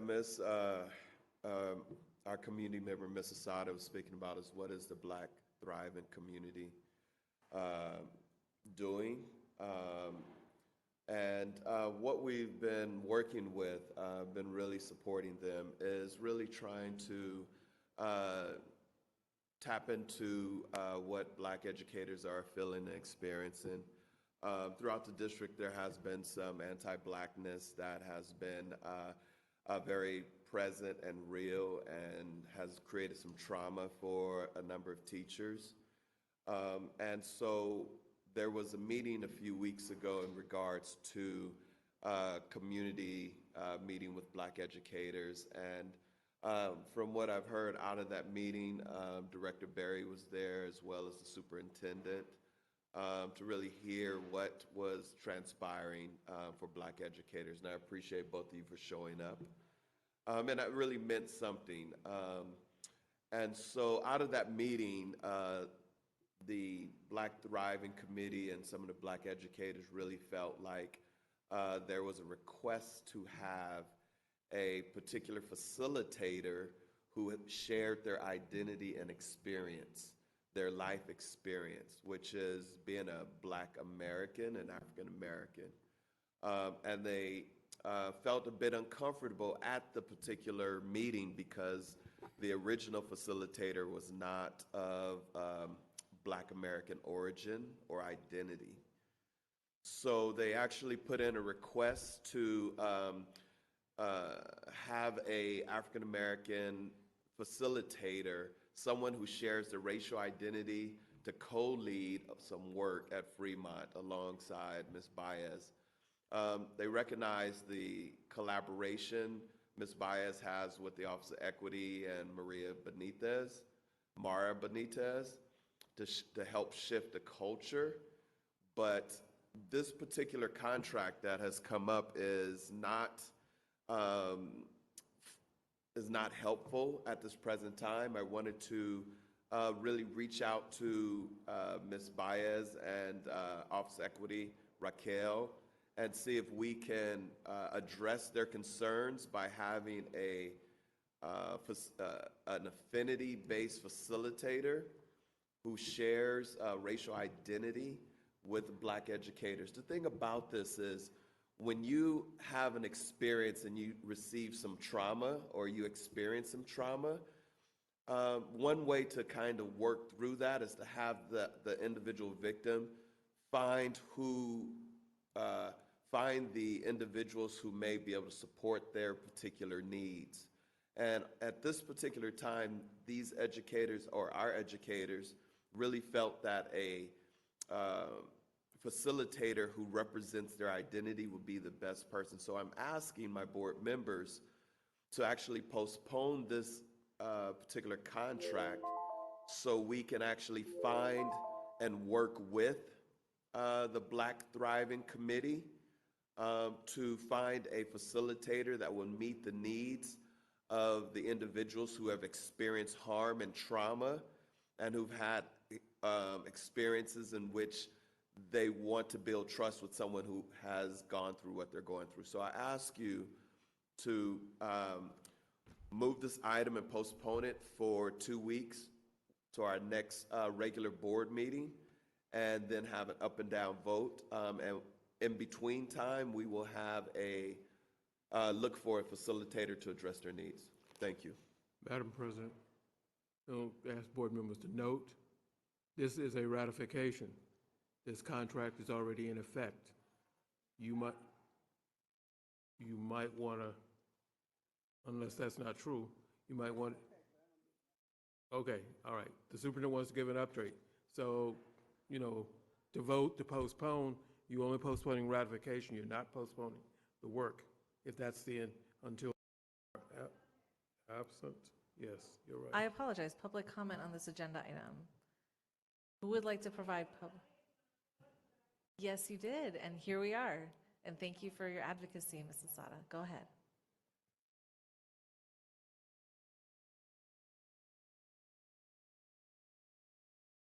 The agenda tonight have already started or in place. This is one of them. This item started in October. You can't pull it because it's, like he said, it's already being practiced. But anytime you vote for anything, you can amend it. At any point, it can be amended. And the amendment could contain some cultural sensitive presenters.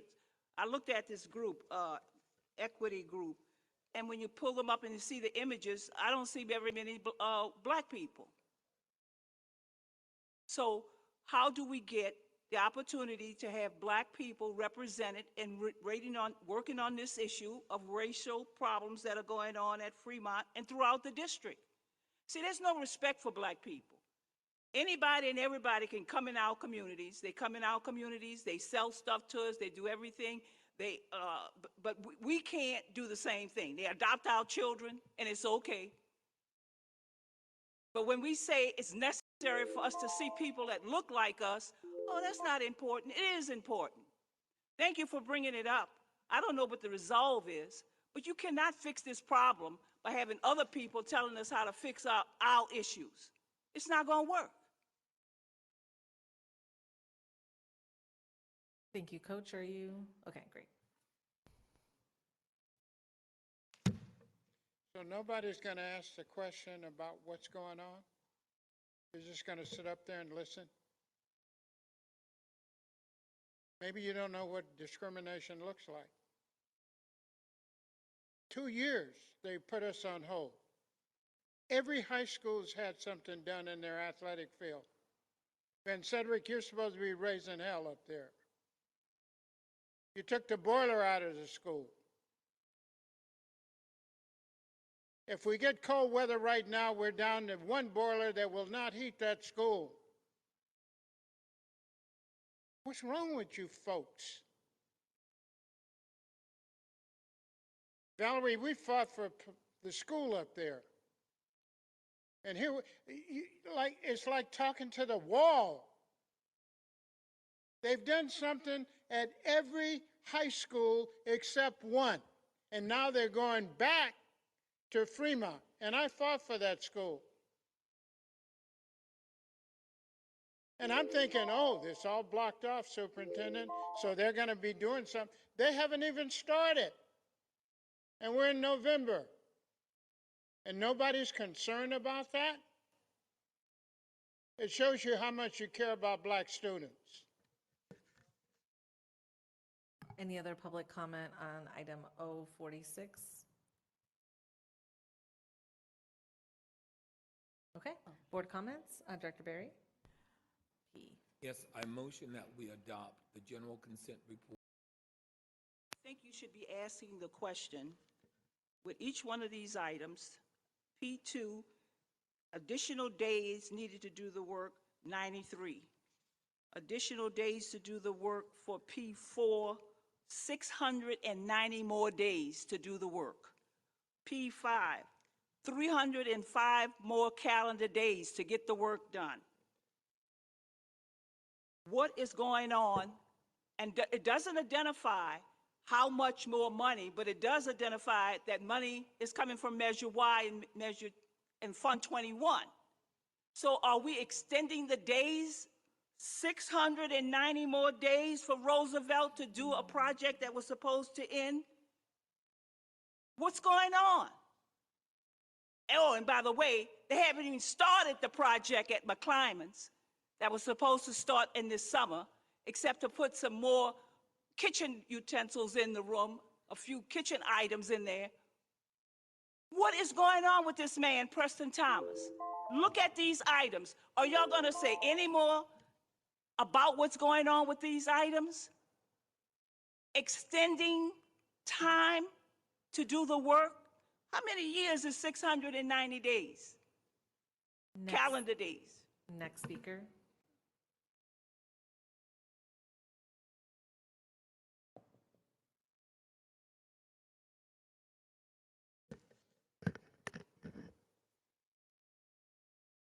Somebody needs to tell me something. He needs to be fired. How's the process going to work on a construction? Your contractor comes in, meets with the architect, comes up with a price, they get the permit, and construction starts. This man knew about lead at 40 different schools, and he waited 9 months before he told the people that there was lead in the water. What's going to happen to those kids 10, 15 years from now? We should have been on top of it. I brought it forward in 2016 about lead in the water.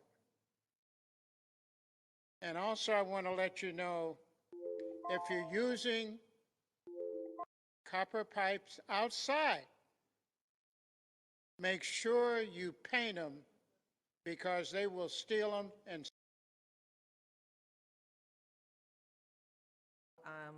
Any board comments on facilities? Okay. Mr. Rakestraw, go ahead. Yes, I do. Oh, I I tried to raise apologize. my Dr. hand. Hutchinson, go ahead. Thank you. I just want to cite again my growing concern that we are not taking care of our obligations for facilities.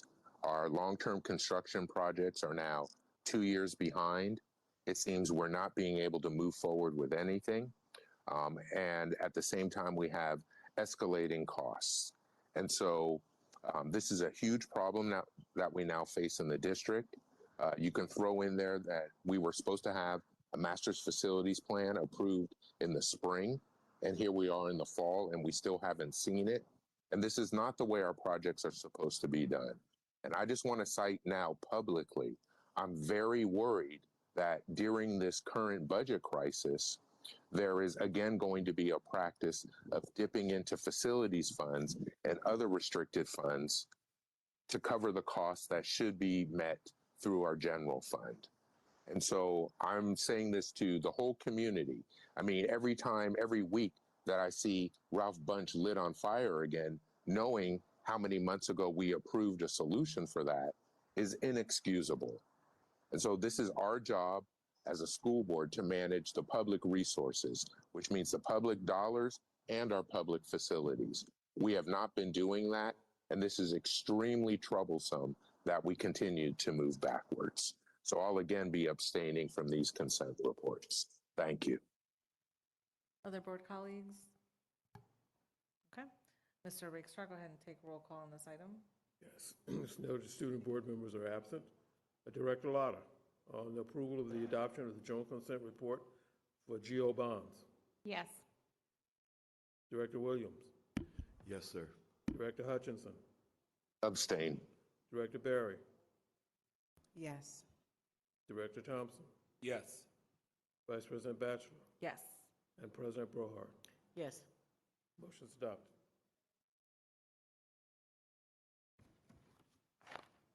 The next item on the agenda is public comments, and, oh, you did already? Oh. Oh, I'm sorry. Is there a motion to adopt this? Motion to adopt item S-1, declaring emergency resolution. Second. Thank you. Thank you, sorry. So if you recall the last time we brought this resolution, the EPA has been furloughed. And so in order to get the sampling done, it does require EPA approval. We were working with them in partnership prior to the shutdown. We did have a plan. We have implemented that plan, and they're doing sampling currently on the site to test for PCBs around the different locations on the site. So that is happening. It will be completed as of next week. One of the things, because of the current risk towards fire, and as you all know, there have been many attempts at arson at that site. We do have security on site that is constantly turning people away that are trying to get into the site. We will begin to containerize all of the debris on the site. And what that means is they'll put it in containers after they've sampled it, and then they will seal it off so it makes it more difficult for people to gain access to it. We still will need for the EPA to actually approve of the disposal plan, because there's 4 locations that you can actually bring this waste to. 2 are in California, and one's in Nevada and one's in Utah. In order to get that approval to send the remains to those sites, you need to get EPA approval. So we're hoping that by the time we get everything containerized, we'll be able to actually send it to the disposal areas. So that's where we are right now. The targeted date to have it all containerized will be in December. So that's kind of where the process is right now. Thank you. Are there any public comments? Yes, Madam President, we have Asada Olabala and Ben Tapscott. 1 minute each. Y'all are destroying our school, letting them do it. So the conversation ought to not be around the demolition. The conversation needs to be on why Bunch got to the point where it needs to be demolished. The facilities department identified that that school needed some maintenance issues to be dealt with, and they moved the students to MLK to facilitate taking care of the repairs needed at that school. They did The next item on the agenda is new business, item T. And I believe we have a number of people on that are going to be presenting in these items. We're altering the order of this a little bit so that we can place what the district is doing, some ideas in money-saving things that we're working on, and then we'll look at the letter from the Alameda County Superintendent. So again, I would like to start with item, I'm sorry, we are doing T1 and T2 together, which is the county letter, and then the report on temporary hiring freeze, right? Yes, because one's voting. I'm sorry. Sorry. Neither are a voting item. Yes. So actually, I would like to start with the report on the hiring freeze, and I believe Lisa Grant Dawson is available for that.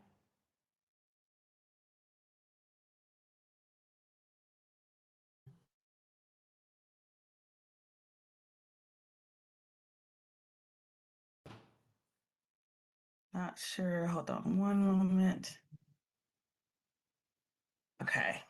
Yes, am available. Just checking to see if my colleague was also on the call. 1 second. My agenda timed out. 1 second.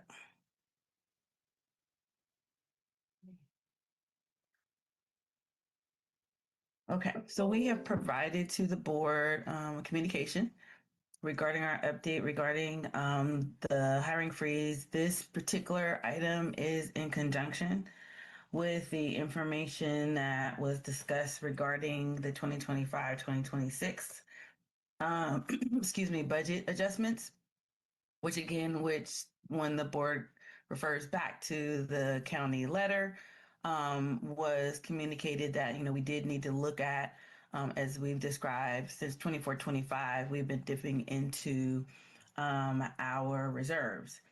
And of course, that creates concern because dipping into the reserves means that the district doesn't have a beginning balance and therefore it continues to decline, which means we are using one-time money to solve ongoing issues. So with that, we've provided an update regarding the freeze, the different conditions and categories of position types that we have listed, those that are frozen and those that have been approved to move forward based on need, but however, we are not anticipating that they all will be filled.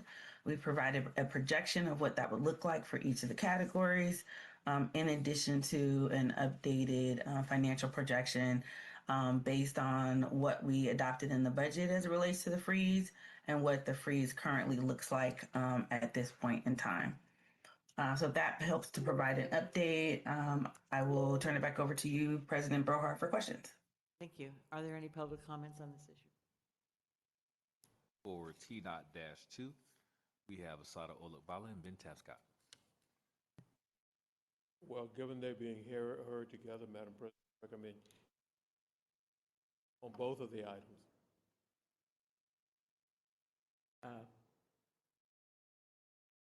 Or at least the T3. public be informed that they should make the comments on both of the items simultaneously.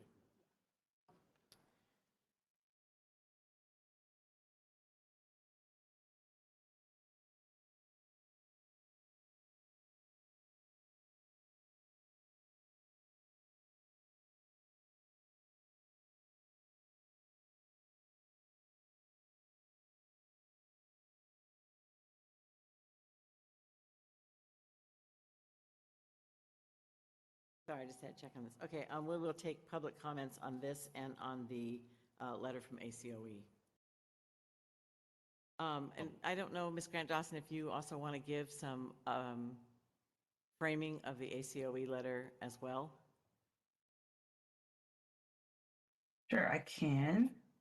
As a condition of responding to the district after the conditional approval, which we received in September, and then some additional action items, budget, there were 2 tasks that the district had to complete, and which included updating the district's target, and then subsequently the board adopting an action plan, which it did in the form of a resolution regarding addressing the structural deficit in the current and out years. And so with that, the county then summarizes many of the components that the district has shared regarding its fund balance and the history as it relates to the fund balance declining, increasing, improving, and then declining again. It also the county also shared their analysis as it relates to the district being under receivership and what the concerns were. There were concerns raised regarding the resolution, which was articulated in the letter. And so finally, the county essentially stated at the end that as the board considers decision, that the board can't authorize future compensation without corresponding trade-offs, and that the school employees are entitled to notice of changes in the spring prior to implementation. So the implementation of some of these items, the county is pointing out the timeline in order to do that will be swift, and that we need to be mindful of that. So with that, I'll turn it back over to you, President Brohard, for continued discussion with the community as well as the board. Okay, I also would like to frame this letter. I know there's been a lot of discussion in the media and about the role of the board in this, and there were certain things that were referenced in this letter. On November 1st, 2025, Superintendent Sadler received a letter from Alameda County Superintendent Elise Castro outlining concerns about the board's ability to pass a balanced budget and keep the district out of receivership. A copy of the letter has been provided to the audience and is online. As Superintendent Castro stated in her letter, it is important to be clear about what is at stake. The board deeply understands what is at stake. The current board has presided over a district that was in and successfully exited receivership. I taught for most of those years under receivership, and many of our students spent their entire school experience under state control. Board members were parents of students who were in schools during receivership. We have the lived experience of understanding what receivership means for our students, staff, families, and community.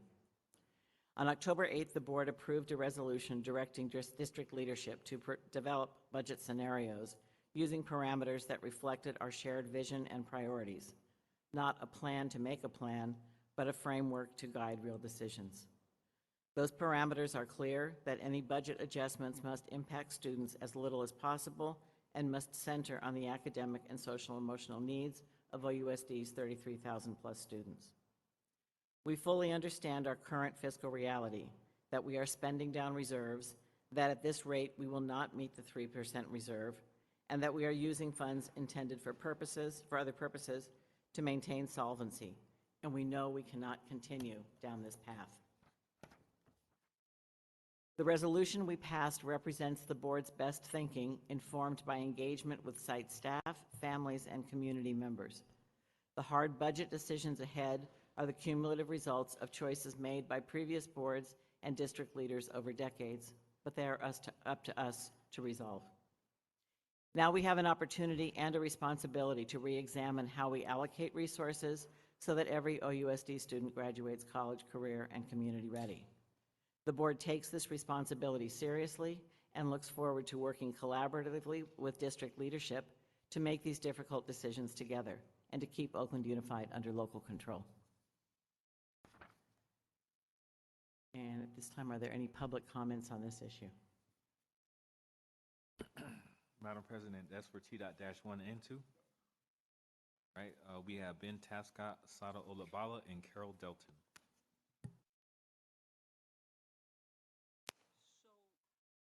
I don't think you listen to what I have to say, so about what's going on with our budget. So the next meeting of the Alameda County Board of Public Education is November 18th. I'm gonna go to the meeting, and I'm gonna tell them, I try to participate, but I get no feedback from my board members. So we have issues going on around our budget. We have supplemental busing that we don't have to do.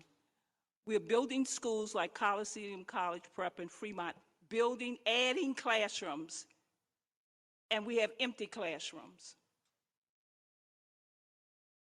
And that's some of the things. I'm gonna make my list. And I say, I can't get anything from my school board around issues related to African American students. We have 20 administrative staff members dedicated to English language learners and newcomers. Newcomers are 3,000 students, and black students are 20%. I'm gonna have it all out. It's not gonna do anything because they don't listen either, but I'm gonna do it.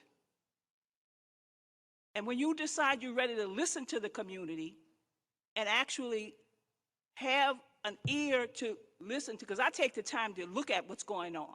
You got too many schools. We have too many schools. You need to merge or close schools. You say, no, we can't do it. You have to do it. That's what I'm going to tell them. Board members are not. You were willing to do it when it was predominantly African American students. Now you don't want to do it. Why?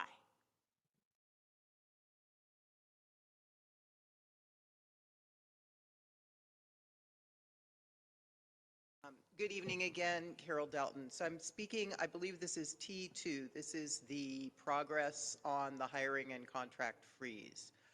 I read the attachment in some detail, and the comment about the reduction in the projected reserve. And the reasoning for that was that staff, not very well detailed, had decided that $17 million that was previously unappropriated would be appropriated. And I went back to the boxes that are a preview of the first interim and did some math and got approximately that number. So I'm very, very concerned that there's been no articulation from district staff or something coming before the board of what that has consisted of, especially in this time when I know that the public and the board are really looking to save money, and how that has happened, that a previously approved board budget was then added to in this amount. Ms. Grant Dawson was very, very specific at the 45-day revise of what was happening.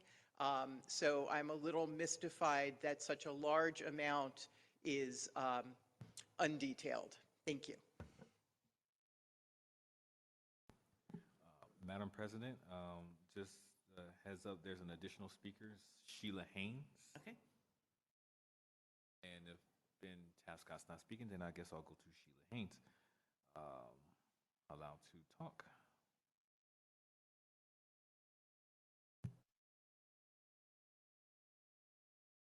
Sheila Haynes, if you can unmute yourself to speak.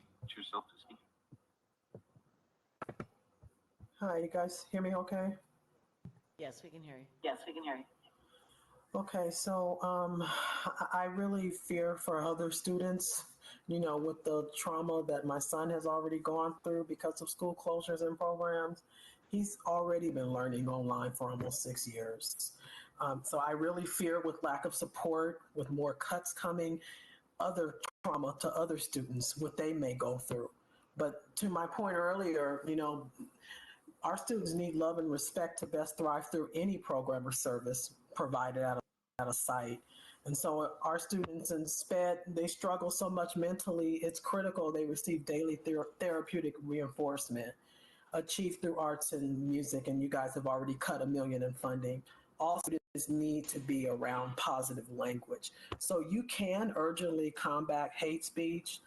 You can update policy now. That doesn't cost any money. But I ask that you please do all you can to solve this budget crisis while mandating love and respect. I pray that in the process of further cuts, not too much harm will be caused.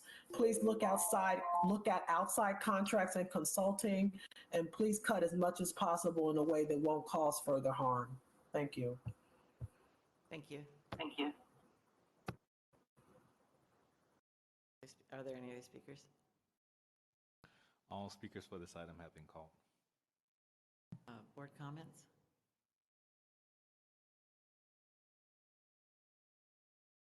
Director Hutchinson, I'm checking. Oh, go ahead, Director Hutchinson. Yeah, thank you. I just don't know if Ms. Grant Dawson was going first with anything, or should I go first? No, go ahead. She did, and then if you have questions or comments, this is the time to make those. Okay. So I deeply disagree with the framing of the statement that was read at the start. And it's beyond disappointing that we're in this situation.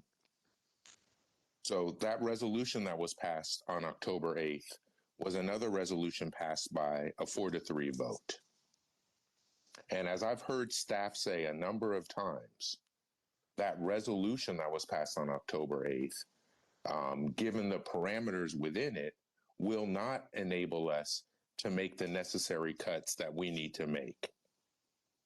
The county's letter was very clear that the board must approve a plan or scenario by November 30th, and that the board must approve an implementation plan by December 15th.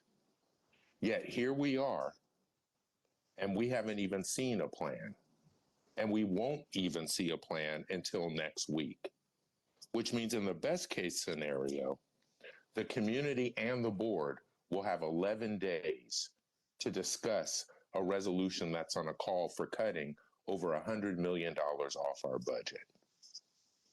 This is never the way things are supposed to work. And so I would really like to have put on the screen the document attached to the hiring freeze. The hiring freeze that we saw and we now see didn't do anything to stop the bleeding. And if that resolution or that document is put up, it has our latest numbers as of October 30th for the board. And it shows that we are now projected to finish this school year with only 1.3 million left in our reserves. So not only are we not going to make the 3%, we're not even going to come anywhere close to 1%. And finishing the year with $1.3 million shows we'll be bankrupt by the end of the year. And if you look through the numbers on that document, at budget adoption, we were projected to end the year with 26 million left. Then at the 45-day revision, we were projected to end the year with 16 million left. And now we're only projected to end the year with 1.3 million. That means not only are we overspending, but even after the board's actions on October 8th, that overspending has accelerated. Now, this board can bury its head in the sand all that it wants, but we are quickly running out of money because of this board's actions and, in other cases, lack of action. And the fact that we spent a majority of this meeting talking about other things shows how deep of a situation we're actually in. But this board needs to be honest that we are now projected to be out of money by the end of this year. And because of our declining reserve, if you scroll down, the bottom row of numbers shows what our ending fund balance will be. This is a crisis that we must address. And because the reserve has gone from 26 million at the end of the year to 1 million, that means our now projected deficit for next year is likely at least $120 million. And at budget adoption, it was 76 million. So in 5 months, this board has destroyed our finances. And even today, we are not talking about what we are actually going to do. Thank you. Any other board comments? Director Thompson? Director Lotta? Yeah, I have a couple of specific questions. First is why was, my question, I think this is to the superintendent, is I'd like to understand why the $7 million from Measure NH carryover was taken out of the budget. We did that in addition to the $10 million in vacancy savings were adopted by this board, this group of 7, in the winter of last year. And that, and we have not taken action as a board to change course. So I do think that money should be reinstated. I'd like to ask Lisa Grant Johnson to Sure, respond no to that. problem. So this is the part, just love this part of the conversation, and it gets back to the order of operations. So the board had previously adopted resolutions for Measure N and H that during the time that we had this on Attachment C, ultimately you approved their plans to move forward, which included the reserves. So you also included in your resolution that you wanted to ensure that, and as stated previously, that school sites specifically would not be directly impacted to students. You also indicated, and of course, which we would normally do, that you wanted to know about expenditure changes. And so with that being said, this is what we're talking about with competing, actions and resolutions that then we often have to comb back through. In this particular case, that particular parcel tax and the commission, which there is a board liaison to that commission, had previous plans that, again, based on when those resolutions were adopted and those plans adopted, therefore conflicted with the $7 million in the reserve for that particular parcel tax and its use. So that was the conflict and therefore the reason for the reversal. Thank you for that explanation. I do still want to, I think that there is a specific, for me, a lack of clarity where we approved specifically in Attachment C, and there was no mention in the resolution about reversing decisions that we already made about Attachment C and current budgeting practice. So that's where I just asked that question to you, Superintendent. Like, that to me feels like at the minimum, a misunderstanding of the intent of that resolution, because that resolution was bringing forth scenarios, whereas Attachment C was a specific action that we all took about how we are going to spend our money. And so I still would say I do think that those dollars need to be reinstated, since that's been the action of this board previously taken. So Superintendent, if you don't mind, if they're reinstated, then we'll be bringing forth then another step. And I think going forward then, how many steps in movements? Is it just specific to anything that was in C, or what is the bandwidth as it relates to board action at this time, if we want to talk about the $7 million? Because that was a recommendation that the staff recommended, yes, to include all of the parcel taxes. This one is very specifically has a different action plan, though the other two, have a framework of how, of course, all the parcel taxes have to work or be, utilized. So that would be something as a follow-up action item, with appreciation for your clarity of how you'd like to move forward on things like that in light of the timing and what we need to do to get through this budget process. So thank you, Superintendent, for that yield.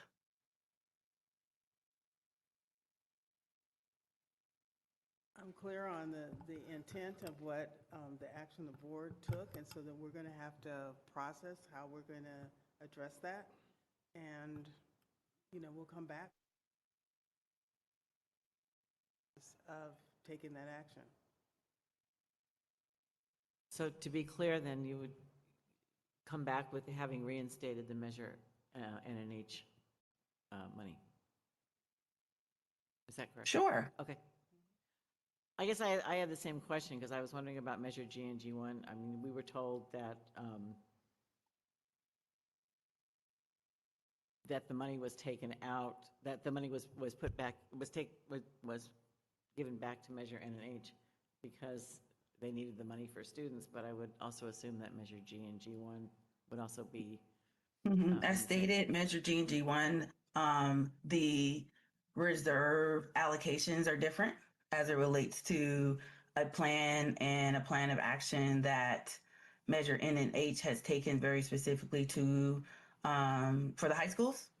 So there is a different process as it relates to one parcel tax over the other two and the reserves that are available in addition to how they were allocated or not allocated. So they're all very different, which means we deal with three different dynamics with the three different parcel taxes accordingly. I'm sorry, can you just explain that a little differently? I'm not, yeah. Sure. Thanks. So Measure G has multiple programs it works with. Okay? So there's different initiatives that Measure G works with. So therefore, how the resources are allocated and the reserves they're in, we've adopted policies as to how we address the remaining amount. So for instance, it has ranged from the remaining amount used to be swept into the base general fund to the remaining amount being allocated again very specifically for Measure G parcel tax activities. So that was something when I came, I changed from the money that previously they would take the reserve, the district would take the reserve, there was $1.5 million left, they would transfer that over to the base. Because again, a lot of the Measure G, because it had the most flexibility, was being used to offset the district's deficit. Okay, 2, Measure G1, which is the middle school component, again, it's not only the district, middle schools, but also the charter that had less than half of that resource. $6 million of that comes into the general fund to offset salary costs.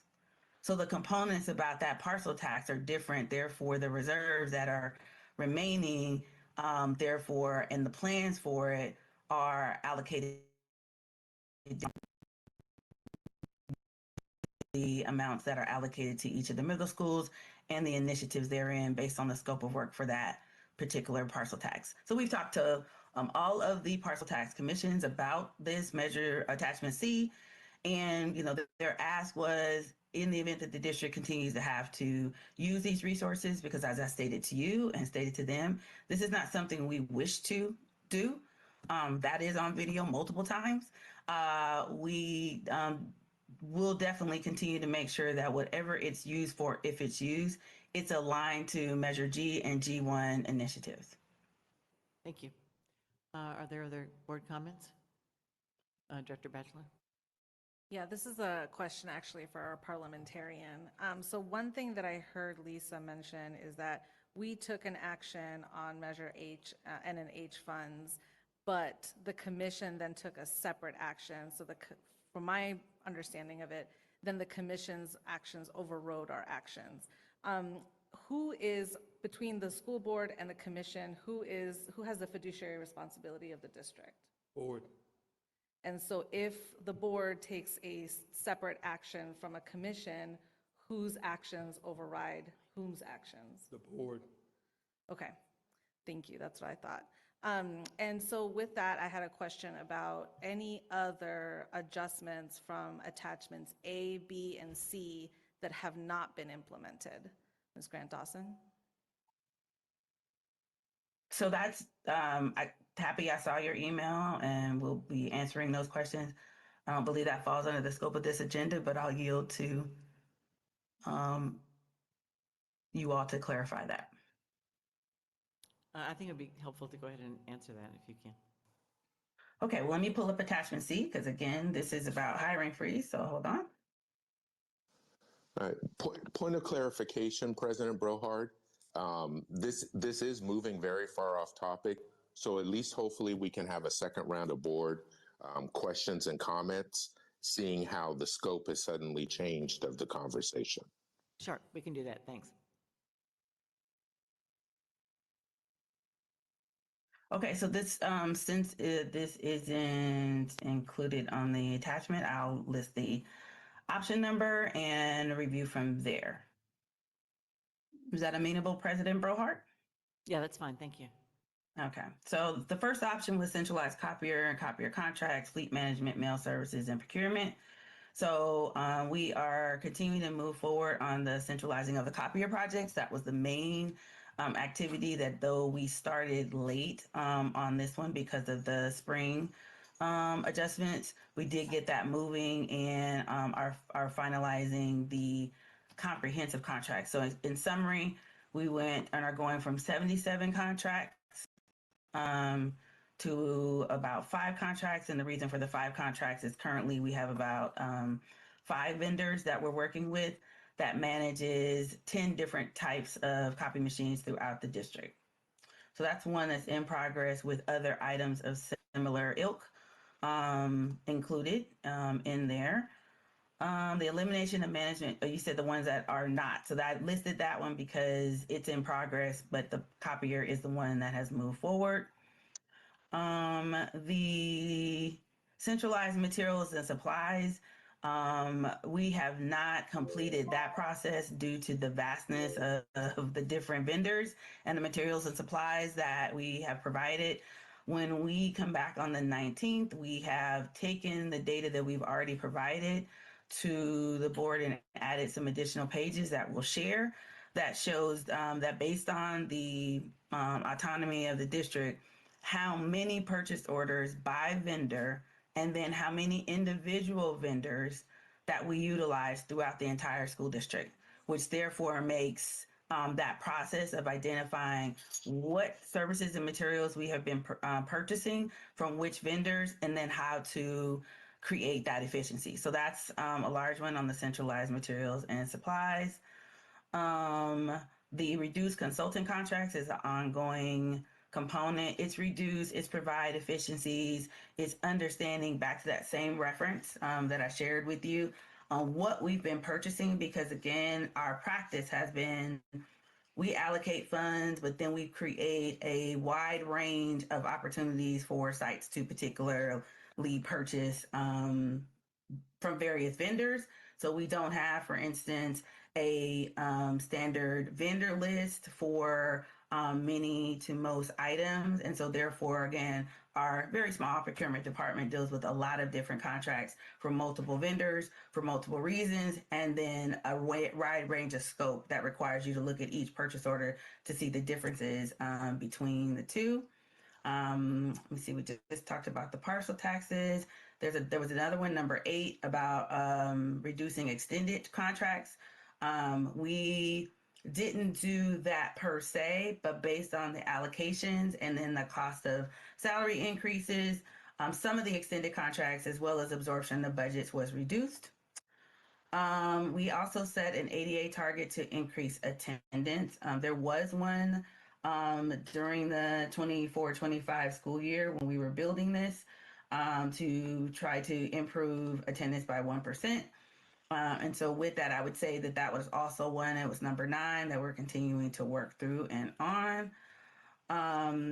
The next one, let me slide down. Did that at literacy, did that. We did not do the target to increase staff attendance. Didn't even get the best opportunity to get that one launched due to the other priorities during budget development last year. Our fixed asset revenue strategy was another one that, again, is in progress, but again, we have not finalized a recommendation. So this is one that is being led, and the board has already had some information regarding our fixed asset and next step. Okay, me moving out. Number 20 was to outsource annual related positions, MPA, and non-public agency and consultants. So that work has begun and then took a pause to a degree as well. So we are continuing that conversation. And number 21 was about the special education contribution. That's a continued conversation. No actions taken yet. And eliminate significantly overtime, reduce overtime. Again, other than allocations that sites and departments had as it relates to their budgets, this is still an area for us to address. And that includes staffing, and includes absences, and it includes the reasons for why in overtime and or areas of focus. This particular item, we labeled it as reduce it except for emergency and core services. We also acknowledged at that time that we've had a lot of emergency and core services because of our inability to continue to fund our facility work. Let me see. Master scheduling was another one that we've not implemented, but we have done the work to begin to build that. We did identify that it was going to take us a couple of years to build the plan and then execute the master schedule changes. This was also related to moving the high school from the 6 period, 8 period master schedule. So we are still working on that. Let me see. And the district has taken the number 27 was regarding the district exiting heebie-jeebie. That's also one that we took off attachment C and have not had any movement or made any modifications to that. The last action as it relates to that activity in the district was in 2023. My memory serves me correctly, 2022, 2023. And then the last one was, or almost, the ousd safety investments. So again, we're still working on the safety investments, and especially now that we have our executive director of safety, we're continuing to accelerate in that area, though we are dealing with a lot of safety issues on a daily basis. And let me see, the last one was reduce the central supplemental allocation as the district works on restructuring. We did that partially, but again, as there's continued ask to maintain and reinvest supplemental and concentration, as well as other restricted resources, have had a lot of allocations moved or shifted to those allocations regarding this specific use of the parcel tax. No, it's Okay. actually, because I'm suggesting that's not like a sound budget balancing practice. And to me, even us having this conversation signals that we need to be having a conversation about the real work that we need to do. This is really uncomfortable. My question is about like what your early thinking is about the real work that we do need to do if we're on a path such that the work that we've done already is not going to yield $100 million. And I would actually like, $100 million is next year. I'm actually really concerned about this year and that 1.3 million left in the balance that we're projecting for this year. Yeah. So so the work that we're working on is definitely working on the recommendations and the scenarios. That's what the board is asking. I don't think that at this point, I really don't think I'm in a position or a place to share aptly recommendations. And what we want to do is to make sure that we move forward on what the board has asked. And I will just say that as it relates to where our reserve is and where it is going, I continue to not see levels of the relevance of who was sitting at the board at the time the decisions were made. I'm taking responsibility sitting here today for 23 years of decisions, but that's not the issue. The issue is where we are and what we continue to do. So I would just say that we're continuing to move forward on what the board has asked.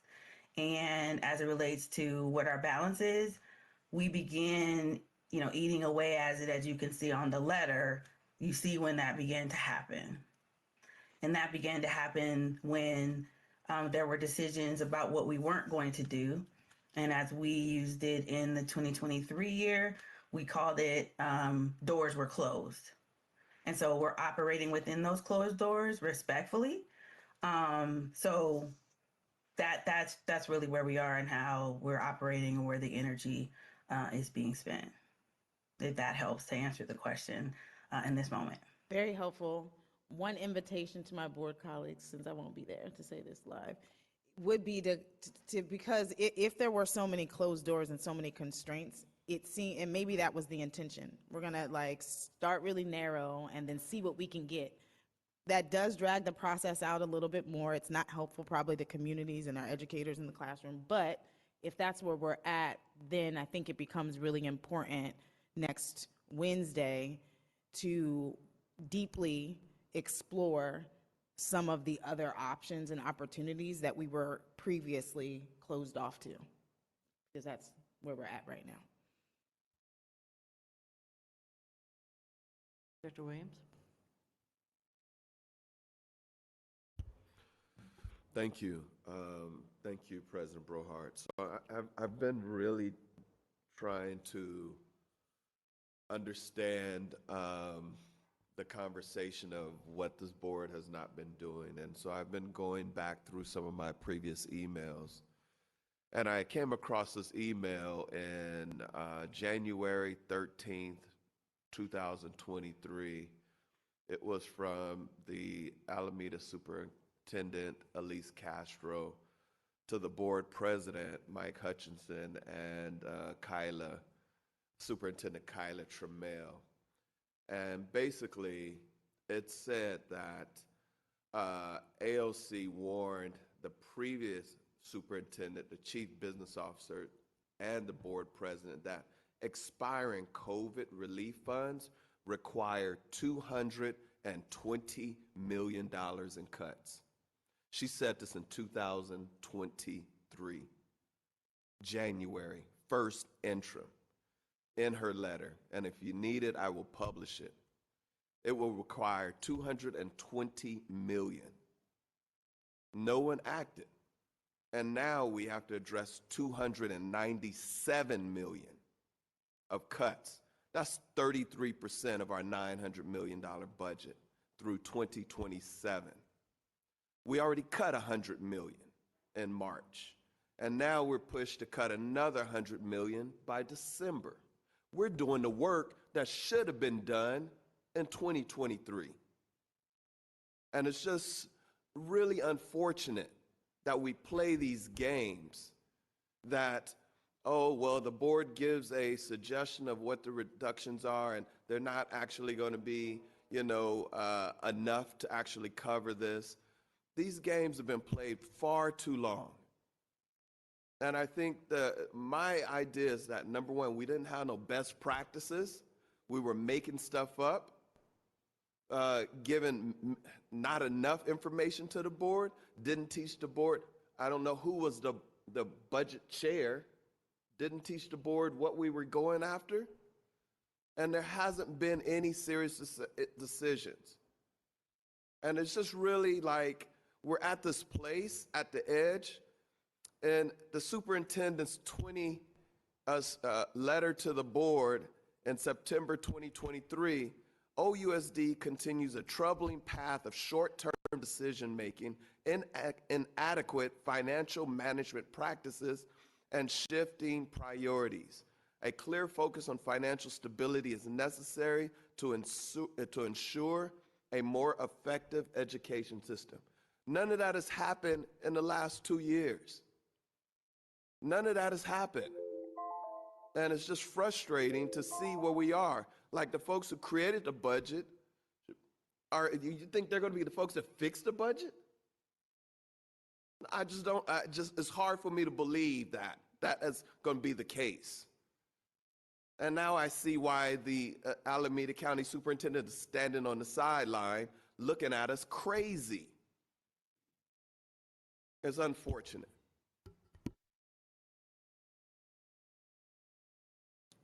Thank you. Director Lotta?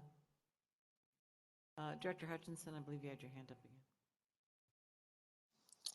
again. Thank you. That was interesting there. So not only does Director Williams need to stop making up numbers, I'm open for a public debate anytime, anywhere.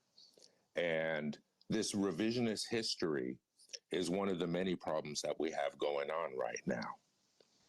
I actually find the tone of a number of my colleagues on the board very disturbing, trying to blame other people, either myself or staff, for the crisis that we now find ourselves in.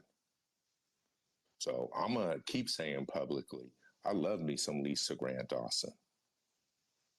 Our chief business officer got us out of the dark ages that we were in after almost 2 decades of mismanagement. None of us could have anticipated finding ourselves at this point this year, especially after all the hard work we put in. And I won't ask Ms. Grant Dawson to give her opinion on the impact of the alternative budget solutions and the impact of the repeal afterwards.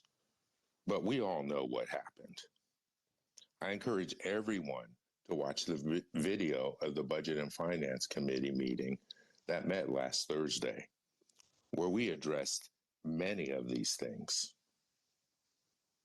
And lastly, I find it really interesting at this point, the conversation that's gone on.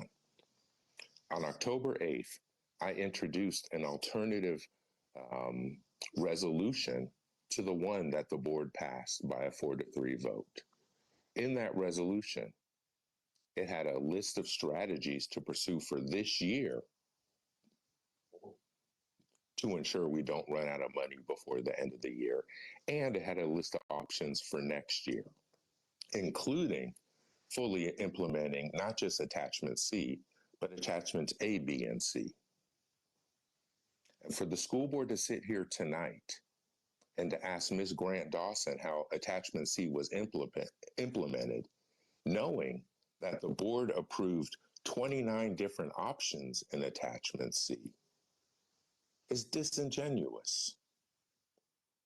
The fact that for months, this board has refused to have any conversations, and at this point are going to try to put out a message that nobody told us, is disingenuous.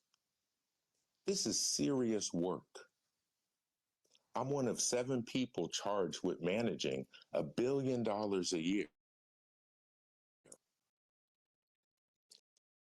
And many of us in the community fought for decades to regain local control over our school district. It's scandalous that we're here now, and it's sad that this is the conversation tonight. So next week, we have real work that we need to do, work that should have been done months ago. And instead of talking about the scenarios or what we're going to do, tonight has been a conversation of pointing fingers at other people.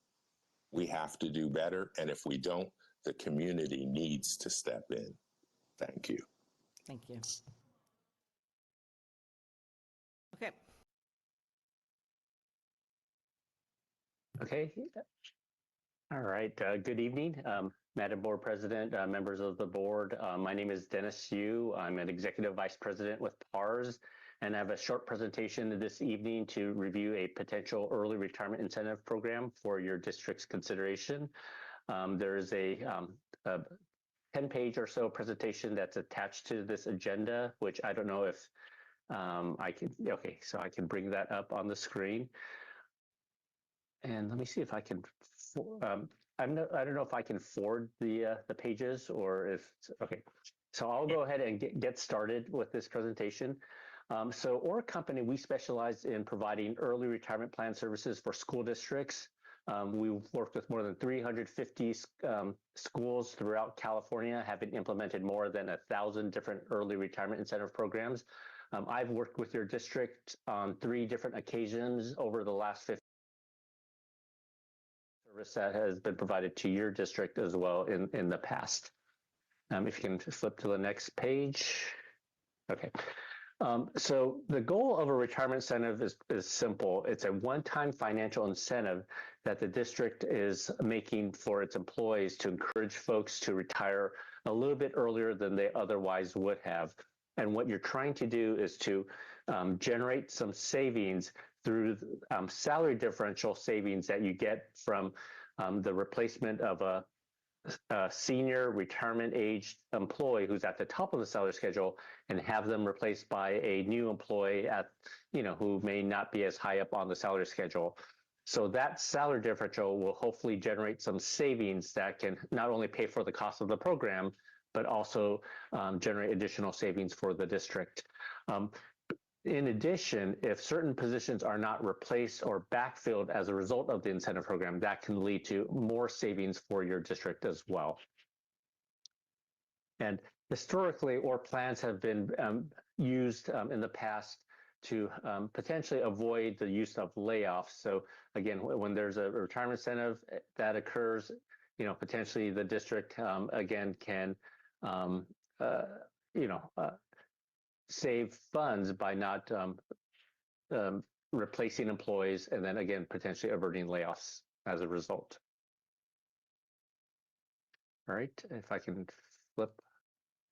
Okay, so how a retirement incentive is structured is that on the agenda this evening is a resolution to move forward with a retirement incentive offer. So if the district chooses to move forward with a retirement incentive offer, it would basically create a 60-day enrollment period for employees to decide if they want to take advantage of the offer. So right now, if employees would be interested in taking advantage of the early retirement plan, they would actually submit an irrevocable letter of resignation to PARS to basically signify their intent to participate in the program. And so what PARS would do is we would collect those letters and then determine at the end of the enrollment period how many individuals were interested in taking advantage of the program. And what we would do is we would conduct a fiscal analysis to determine whether or not there'd be enough savings as a result of those retirements to justify this program. So the board has the ability to see, again, how many folks take advantage of the program, what the actual savings would be before you decide whether or not you want to move forward or not. Historically, OR plans have had about a 95% success rate. So the vast majority of PARS programs that are offered do in fact proceed. But again, maybe 1 out of 20 times we see a program not meet the fiscal and operational objectives of a district and actually is rescinded by the district. So again, the district does have that ability to see the level of participation, level of actual savings before you decide whether or not you want to move forward with that program. All right. Next slide. So the proposed program that we are looking at this evening is very similar to a program that was offered about 15 years ago by the district. It's a program that's called 75% of final pay. What 75% of final pay simply refers to is the contribution amount that the district would pay for each employee that would actually participate in the program. So we would just simply take 75% of that employee's salary, and the district is able to actually pay for that amount over a 5-year time period. The district uses those funds to actually purchase a tax-sheltered annuity on behalf of each employee that participates in the program. So to use an easy math example, let's say an employee is making $100,000 per year. With 75%, if you multiply that by the salary amount, that amount is equal to $75,000. So the district, for that employee, would contribute $75,000 to purchase that annuity for that participant. And that amount can be spread over that 5-year period. So for that employee, the district would be funding $15,000 each year over 5 years. The program that we're looking at would involve all employee groups. So on this page, you are seeing the different employee groups that would be eligible for the program. And the district, as I mentioned, would purchase an annuity. The company that the annuity is purchased through is a company called Pacific Life Insurance Company, which is a financial intermediary that will basically guarantee all the benefit payments under this program. That is the same company that the district has used in the past for the prior PARS retirement incentive programs. And so the benefit of receiving a benefit through the PARS programs for your employees is the fact that the employees can actually receive tax-favored benefits through this PARS program. So they can control the timing of the taxation of these benefit programs through this annuity program. They can choose the format of payment so that they can structure it in the way that financially makes the most sense for them. And and the good thing from the district standpoint is that all the mortality and investment risk of this program is then transferred to this to the insurance company of Pacific Life. All right, if you can move to the next page. So each employee would have the ability to choose to, if they accepted the early retirement offer, they would have the ability to choose among 14 different annuity payout options. So with PARS, the PARS program does nothing to impact the employees, either CalPERS or CalSTRS benefit. Those employees who participate would get exactly what's owed to them under their respective retirement programs. But with PARS, they have the ability to get this additional set of monthly payments. And as I mentioned earlier, they can structure it in any way that they see fit. So we have 14 different benefit payout options. We have options 1, 2, and 3, which are 3 different types of lifetime benefit payment. And then options 5 through 15, which are 11 different types of fixed term payouts. So from the district standpoint, it really doesn't matter which choice the employee takes. But the good news is that the employee, again, has that ability to structure the payout in the manner that makes the most financial sense for them. So it'll be up to PARS to show each employee what the pros and cons of the different benefit payout options would be. And again, let them decide what makes the most financial sense. All right, next slide. Okay, so the next slide gets a little bit into the kind of the nuts and bolts as far as the potential plan design that's under consideration for this evening. As I mentioned earlier, employees would have to be employed in one of these bargaining groups mentioned, which basically is a district-wide program.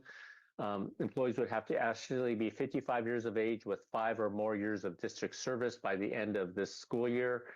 They also would have to be at least have an FTE of 0.5 or above. And then lastly is to qualify for participation in this program, they would also need to resign at the end of the school year, at the end of the 25-26 school year, in order to qualify for a benefit under this program. And then some of the assumptions listed below on the page are some of the assumptions that we're using to help us determine the actual savings that might result from this retirement incentive program. So we have to make some assumptions with respect to the cost of some of the replacement employees that would be hired if we were to have a number of individuals retire under this plan. All right, next slide, please. Okay, on the next slide, now we're starting to get a little bit into some of the nuts and bolts as far as the actual projected retirements that may occur as a result of this program. So currently the district has slightly more than 1,000 employees at your district that are eligible for retirement under this plan. So they all have 55 years of age with 5 years or more of district service. Of that, we're expecting or projecting approximately 254 of those employees to take advantage of this program. So that equates to roughly 24% or so of the entire retirement age population at your district. And you can see below in this chart how the employees are broken up among the various employee groups and how many people we might think among each of the employee groups would actually take part in this incentive program. All right, next slide, please. On this next slide, so this involves, again, a lot of financial calculations to try to determine the net fiscal impact of a program. And what I mean by net fiscal impact is, again, we look at the salary differential savings between potentially a retiring employee and a newly hired employee, and then we have to subtract out the cost of the PARS program as well. So the top line, 100% replacement, that represents assuming that every position that retires under this plan is backfilled.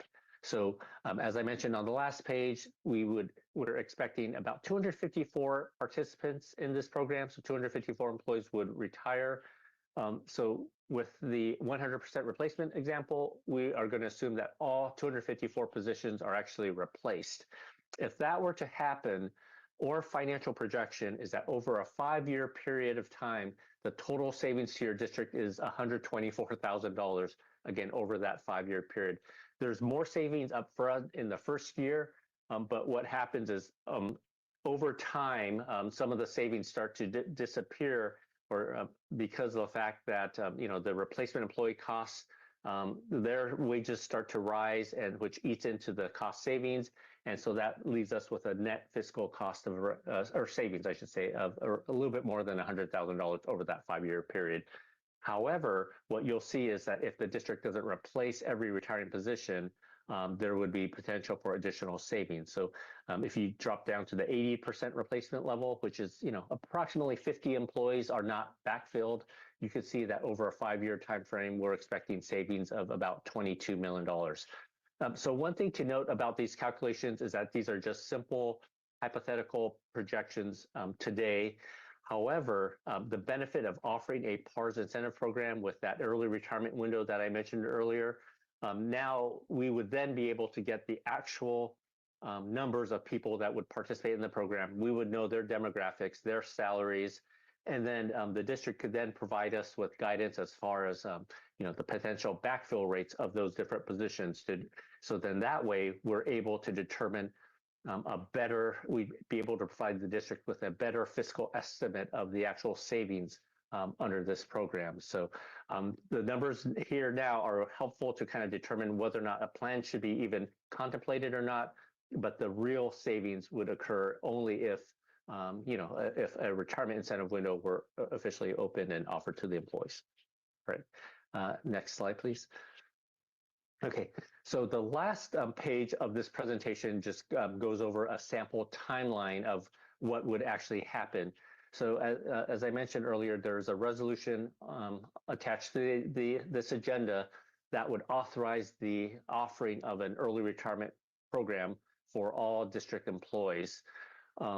So assuming that the board agrees to move forward with this resolution, that officially opens that about a 60-day enrollment period for your employees to decide if they want to take advantage of this program. So PARS would then mail out information to all over 1,000 employees at your district, giving them information about what they could receive from the PARS program if they were to take advantage of the early retirement plan. We're going to schedule group orientation meetings at your district site. We'll also do individualized counseling where we'll come out to your district location, meet with your employees one-on-one. So again, they know the pros and cons of all the different benefit options and help them, fill out their enrollment paperwork if they're interested in participating. In this example, we're assuming that we would close the enrollment window in late January, so that if somebody wants to participate in this program, they have to sign an irrevocable letter of resignation and provide it to PARS on or before this date. PARS will crunch all the numbers based off of the enrolled data and be able to provide that almost immediately back to the district, again, once we know exactly who's participating in this program. And then we would bring this information back to this board in February to present the results and allow your district to decide whether or not you want to move forward with this program or not.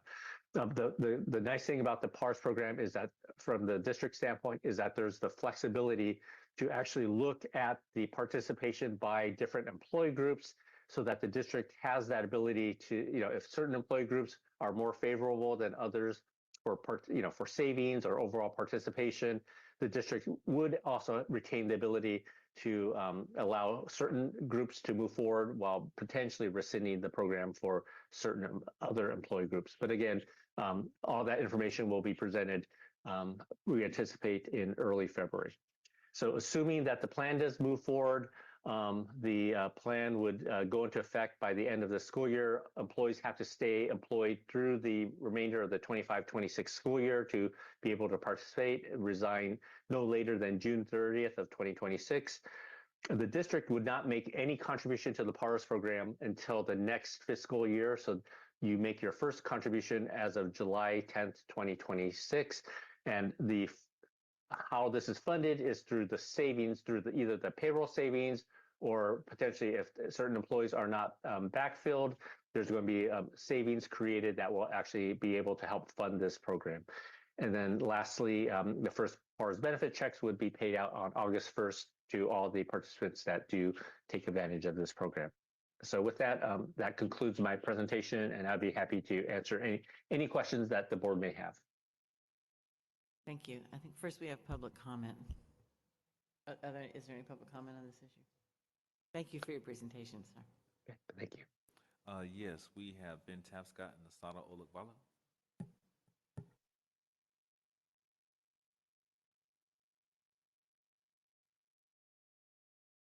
Done before. It's something that has its drawbacks as well as its benefits. One of the drawbacks is we are very dependent on the expertise of our senior staff members. And what you end up at some point is having an overabundance of new teachers. And what does that bring to the teaching and learning arena is the question. That was challenging in New Orleans. And it ended up with them replacing the teachers leaving with Teach for America teachers because the pay scale.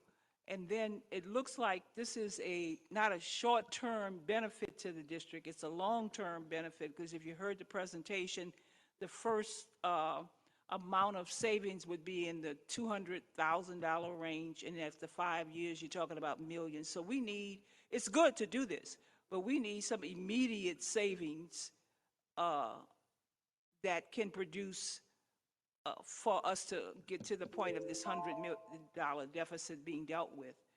But I can tell you that people are going to be very much interested in it. That happened in New Orleans, and mostly because people are worn out and they want to find a way to leave early. But we had a problem with so many people leaving and having a lot of these young teachers in the classroom. With the biggest issue was classroom management skills. That became very challenging. Thank you. Board questions? Any board, Director Barry? Sure, I was asking Director Batchelor, but I might as well ask them for everyone's benefit. One question I asked was about the risk to the district if we advance the process, but it doesn't yield what we hope, and I'm not sure. And then the other was about what the expectation will be among the board and staff to, like, what are the conditions we can create to make something like this program go well? Thank you. Director Hutchinson, I see your hand up. Thank you. And unfortunately, I think this is another sign of failure. We need to be real honest with the community about what this is. We are looking to incentivize early retirement for our most experienced staff so we can then turn around and hire new staff at a lower cost. This isn't a good thing for the community nor for our schools. And again, it's a sign of failure that as a school board, we haven't addressed the real issues that we have as a district. We haven't addressed our real financial crisis, and the clock is ticking. And instead, we're doing things like hiring freezes and trying to incentivize losing our most experienced staff. So again, this isn't good for us as a community, as a district, and I would argue this isn't the best thing for our staff who have dedicated many of them decades of their life to serving our district. We have to find a real way out of this crisis. We have to find real solutions, and burying our heads in the sand and trying to nibble around the edges won't do it. It's sad that this is where we're at, and I cannot support a plan that will see an even greater exodus of our most experienced staff and teachers. Thank you. I have a couple of questions I'd like to ask Dennis. I think one, what is the cost of hiring PARs? What is your cost? Right. So the cost of hiring PAR, so thus far, there's been no cost charged to the district. So if the district agrees, if the board approves the resolution this evening to open up that exploratory window and determine how many people may be interested in taking advantage of the program. There is at least, that's when PARS goes on the clock, and there would be a minimum $5,000 charge that we would assess the district in the event that the plan was canceled. So that's ultimately the risk to the district, is that we do the exploratory offer, we get all the resignation letters, the board determines that the plan isn't successful and doesn't want to move forward with it. At that point in time, the district would be charged a $5,000 amount from PARS to, basically that would help us offset or postage or mailing costs that we would incur as part of this project. If the plan were to move forward, basically PARS just does assess a percentage of the amount that you contribute to the program. So there's a fee of 4.4% of every dollar that you contribute on behalf of the participant. That would be a fee that would be assessed by PARS. And so that has already been calculated as part of the overall cost savings analysis. Thank you. I guess my other question is, you mentioned in looking at the chart of what percentage of replacement we would have. I guess maybe this is more of a question also, I guess, for maybe Tara Gard, who I know isn't here. But how do we assess what what's the process, I guess, for assessing the percentage of replacement? Right. So obviously each district will have, would look at the pool of employees. So there's 6 different groups that we're looking at, and potentially your district would have different requirements within each group. So for example, one group, you may want to fully backfill every position. Others, there may be certain positions that won't be replaced.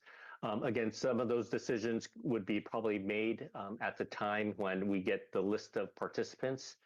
So that would be in late January, you'd be able to see the list and then make some determinations at that point in time.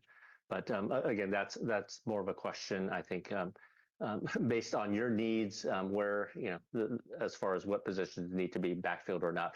What I just wanted to do is just give you just a general sense of how that actually looks or how that might impact your overall savings. Thank you. Dr. Latta? Yeah, I just wanted to make one small comment. I just appreciate, our staff, including Ms. Grant Dawson, for bringing this forward, and Mr. Yu, thank you for the very thorough presentation. And I think I appreciate that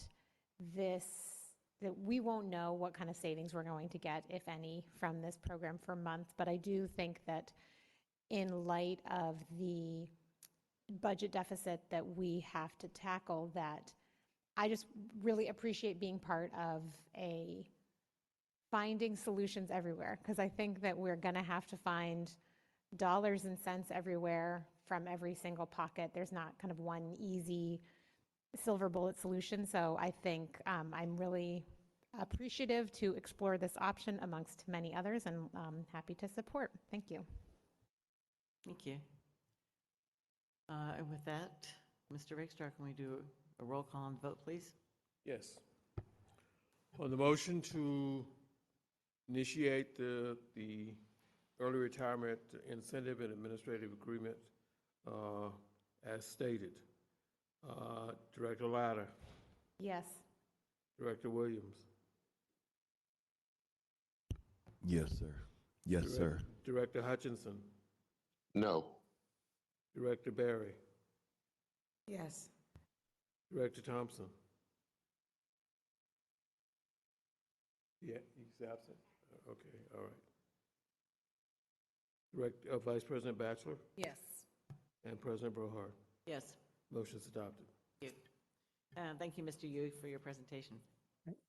Thank you. The next item on the agenda. Before we move on, I'd like to make a motion to extend the meeting to 11:45. No. Second. Roll call on the vote, please.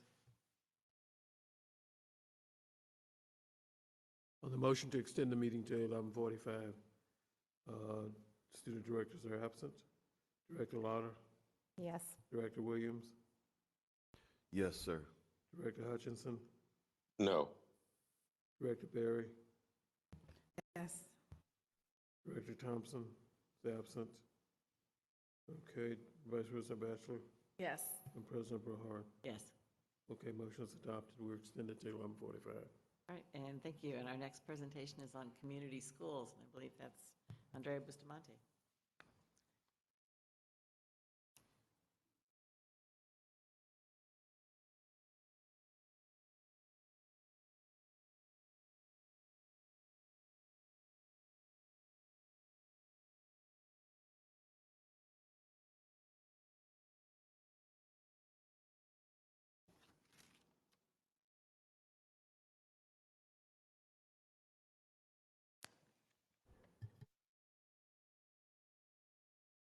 Beautiful. Okay. Good evening. Excuse me. It is a late night. Good evening, everyone. I'm Andrea Bustamante. I'm the Executive Director of Community School Student Services Department. And I'm here tonight to give you an update on the Community Schools Grant as part of our reporting requirements for the California Department of Education. And I will try to be expedient, but I will welcome questions afterwards. So we are here today to do an overview of the work that we're doing around the California Community Schools Partnerships Program Grant, or CCSPP, just to add some alphabet soup. I'll give a brief overview of the work we're doing here, overview of a few key findings from our annual performance report. As you know, one of our missions is to be a full-service community school, and this is part of our effort to get there. Just a snapshot about the work here in Oakland. For those who are newer to us, community schools really seek to leverage community partnerships and resources, so campuses become hubs of support and opportunities for students, families, and community members, and really just trying to make them the best places possible so that students can learn and succeed. And here in Oakland, every school is a community school, but only 60 of our schools receive the grant, and we'll talk through what those schools are. In brief, the California Community Schools Partnerships Program Grant is a California Department of Education grant, started in 2021 and expanded in 2022 to go until the 2031 school year, if the funds are available through then. We here in Oakland have implementation grants, and while the state offered 3 different types of funding, we were only eligible to apply for implementation because we had an existing community schools program. So within implementation grants, the awards are up to $500,000. Those are dependent on the school size, and they're funded based on the unduplicated pupil percentage at the school site. So in Oakland, that's 75% or above. I think all of our schools that are 75% or above, except for one, were fortunate to receive those funds. And then they also allocate the dollars based on the school enrollment. Larger schools get more, smaller schools get less. Here in Oakland, we have 5 community school priorities. Focus on collaborative leadership practices for inclusive community school teams. Create joyful schools to align with our strategic planning efforts. Priority 3, we combine for the sake of formatting, but really to strengthen student engagement and strengthen family engagement. And finally, to increase opportunities for academic innovation and acceleration. So really thinking about how are we supporting our students to be the amazing scholars they can be. We have 3 cohorts of community schools grants here in Oakland. The largest one was the first round. We went all in. And so for the first round of funding, we received funding for 53 schools. Those funds sunset in 2027, so at the end of next school year. However, it is possible that the state will extend a 1-year extension to us, and we're waiting for that final paperwork from them. Cohort 2, we have 6 schools, and cohort 3, we have 1 school. Excited to have the young adult program as part of that last cohort to join us in the work. Just a quick highlight of the funds. The first 4 years, we received the full funding for the grant, and in the 5th year, which will be next year for cohort 1, the state steps down by 25%, so only 75% of the funds are available for us. And then grant funds must be used to supplement school activities and must be for activities or programs that are above and beyond that typical school day. For those who are curious, here's a snapshot of the types of positions that schools have chosen to invest in. It's hard to see on this slide, but there's about 112 total FTE that the community schools funds are supporting. Typically, that's pieces of one position to match to get folks to a 1.0, so a 0.2 to a 0.5 here and there. And that equals about $11 million total in salary and benefits. So really supporting some of our folks here. Just a quick overview of what's expected of grantees. They're all required to have an implementation plan. And here in Oakland, we've embedded that in the SPSA. So if you've seen the online versions of SPSAs, one of the many tabs is a community schools plan, and that's where schools are putting their plans together. The plans include reflections on each of the grant priority areas that we referenced before, includes the school's actions and a description of the evidence that will be reviewed, and then it includes the budget allocations to support the implementation of those actions. So it's a site-based decision maker. Grantees are required to have a planning team, and here in OUSD, we've designated the school site council as the ultimate approver of those school site plans. The school site council also approves any modifications to the plan that are made throughout the year. Things change from the spring throughout the fall, so they do those modifications, share it with their school site councils as well. And then what I'll talk about in just a second is that all grantees must submit a specific annual progress report, or APR, to the California Department of Education. It's unique for this grant. For many other grants, we submit reports on their behalf, but in this instance, the schools are actually pressing the buttons to submit the report to the California Department of Education. I wasn't able to put the URL in here before, but if you're curious, we have uploaded all of the reports to the ousd.org community schools page, and I'll share a link directly with you afterwards. The SPSAs are also there if you want to see the implementation plans. Okay, so the California Department of Education requires that we do a report. All grantees do this. It's a tool that they're using to gauge implementation efforts, and then it's all rolled up into a report that they're sharing back to the legislator about the success of the work that they're doing so far. And so I'm going to share a few highlights from our work here in Oakland.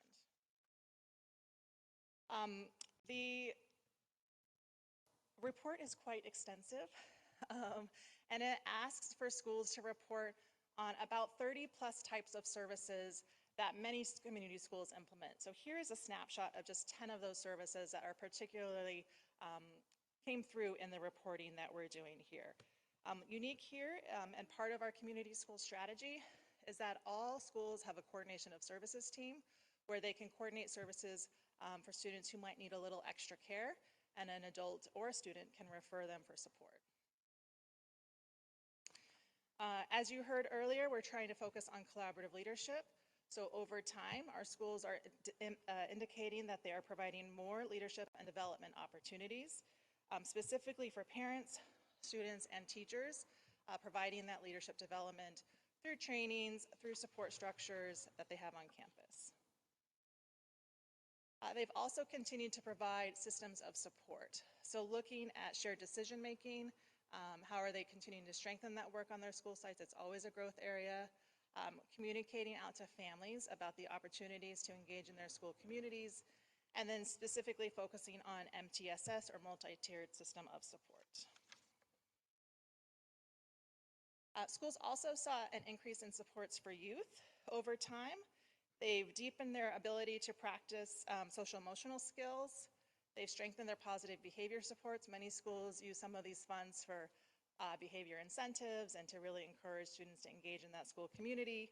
And then also an area that we've made some progress in, but also need to continue to focus on, is supporting practices to prevent, reduce, and eliminate exclusionary practices.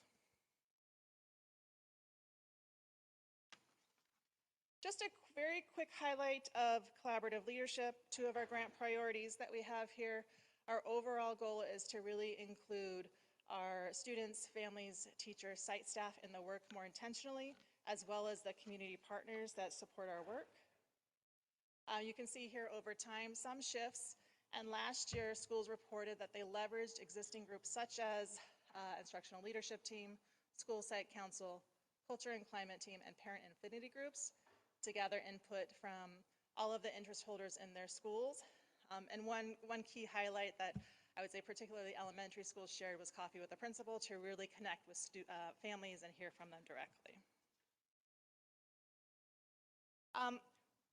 Within collaborative leadership, schools are asked to say where they are along a progress in terms of, are they at the beginning, are they engaging, making progress, are they transforming far ahead? And as you might might imagine, most of our schools indicated they were engaging. So they're in the middle. They are working on engaging with students and families, but they're not yet as far along in that transformation phase as we'd like them to be. For academic innovation and acceleration, this should sound familiar, really trying to support students so that they can become college, career, and community ready. That is our big goal as an academic system. And so some things that schools are doing with their dollars is providing extended contracts to teachers to do tutoring, to do extra time, also to do collaborative work together.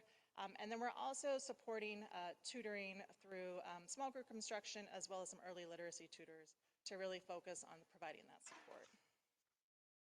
And then just a little quote here from one of our elementary schools, who they used academic mentoring to really support SIPs and early literacy intervention groups with a focus on their African American learners.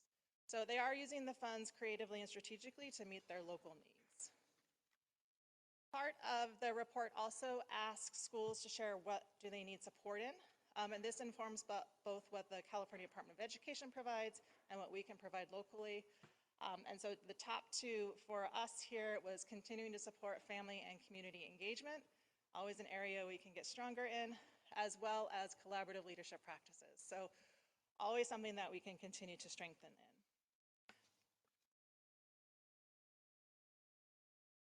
All right, I think I'll stop there. I had one more slide, but I don't think it made it in. So I'll turn it over to you for any questions or feedback. Thank you so much. Thank you. Are there any public comments? Asada Olabala and Ben Tapscott. Neither is present. Okay. Board comments. Director Barrett? Thank you so much for the presentation. I have two questions. Actually, it's just one big question. I saw sort of like the participation in schools and certain programs and services started strong between first year and 24-25. But it did grow year to year, and I'm just curious about what was driving that. Were folks seeing the evidence of success and impact? Were you all socializing that across the district? And then for the multi-tiered system of support and the coordination of services teams, things that were like really caught traction very early, how do you imagine we'll be able to continue some of those practices that apparently a lot of our schools, or if not all of them, are taking advantage of? Yeah, I may start with the coordination of service team because that actually predated the grant. So we were able to do quite a bit of work on that when we launched our community schools work more broadly. And so it was done by a variety of folks at the school sites, teachers, principals, some community school folks, but the coaching was provided by staff on how to implement that. So we've done that work. We imagine it will be sustained through many changes that we know we'll be going through because the partners on campus are able to also connect. So many of the partners at the coordination of service teams are community organizations who aren't directly funded by OUSD, like behavioral health and other places. So we want to keep them engaged in that work. And then your first question was around programs and services.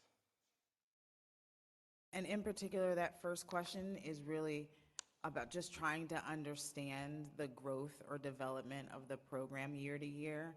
And then because with or without the grant, will there continue to be interest in it?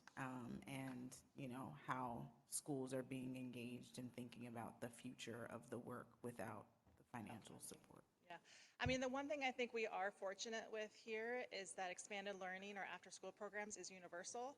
And So far, those funds seem to be continuing, and they are able to use them to do a lot of enrichment activities, tutoring after school. So whereas schools might be currently using community schools dollars for tutoring, after-school dollars can also be used for those things as long as they take place outside of the school day. So I think we can look at leveraging other resources, and then behavioral health is one of those programs as well, and there's some new state monies coming through that we'll be able to leverage to sustain some, if not at the same level.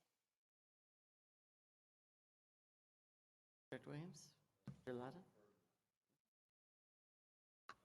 I don't know that this is a question necessarily, but it is a wondering that I have had over the years.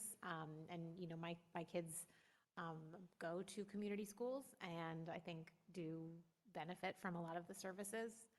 But when I think about kind of what community schools was originally created for, it was also thought of as a school and ultimately like an academic improvement intervention.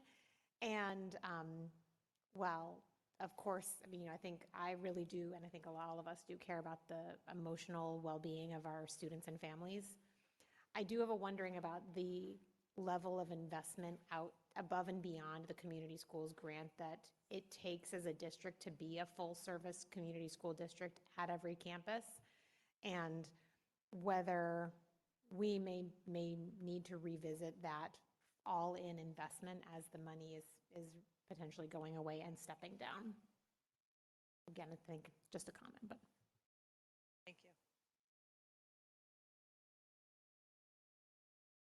Director Williams, and then Director Hutchinson, I do see your hand up. Thank you. First, Ms. Bustamante, I just want to say I'm sorry that this presentation is happening at 11 o'clock at night.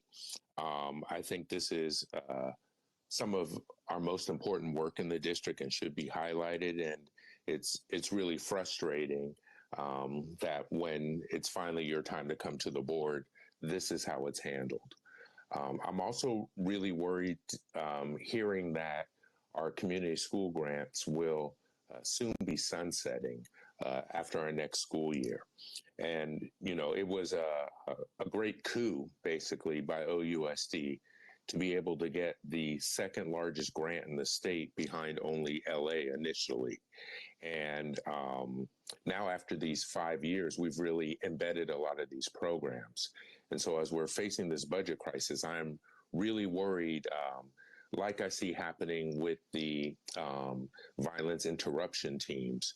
You know, some of these programs that we've been able to develop off of grant money, there's no way we can sustain them as a local district.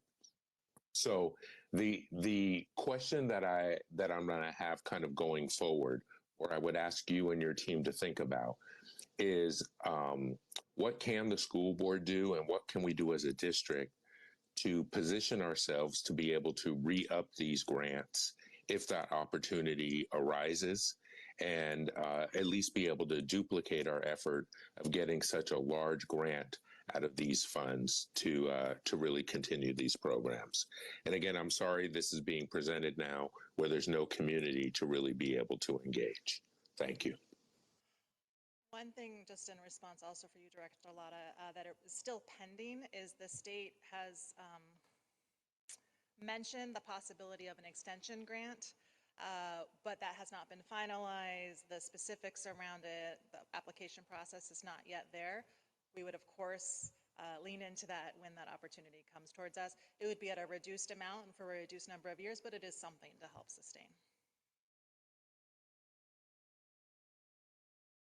I did have a couple of questions. Thank you for this report. I think it really gives a lot of detailed information about our community schools grant. I think someone had asked earlier, I wondered about, oh, I'm sorry. Sorry. I'll make it short, sorry. I cut somebody off, oh my God. Some of the things that I think already existed prior to the community service grant. So in terms of not supplanting, but adding to it. So I was thinking like the ILT, and then I know somebody mentioned the cost team.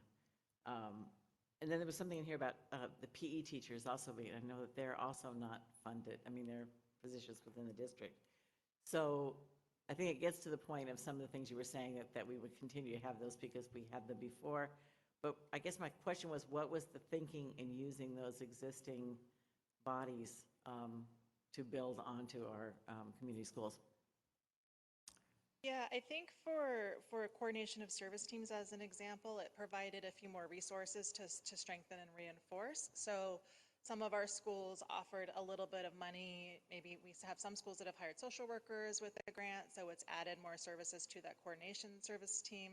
Some schools didn't have a community school manager at the same level prior, so that will have to be something we'll have to work through, depending on where we land in our system with staffing models. But the systems are there, the referral opportunities continue to exist. And for ILT, while that was existing, I think what it's offered is I've seen schools use the grant to strengthen some of their practices through professional development or collaboration time that maybe they weren't able to do before. So the structures are still there, but a little bit more support to fine tune them or to work more deeply together and get paid for, and make sure they're paid for that. All right, Director Williams. Thank you, President Brohart. It's late. Thank you again, Director Bustamante, for this. I'm going to try to keep it simple, so within my 3 minutes or 250. On page 14, I think it says provided leadership development opportunities, parent, student, teacher, and I see the percentages, but I'm just a bit not sure, like, what does parent development leadership look like?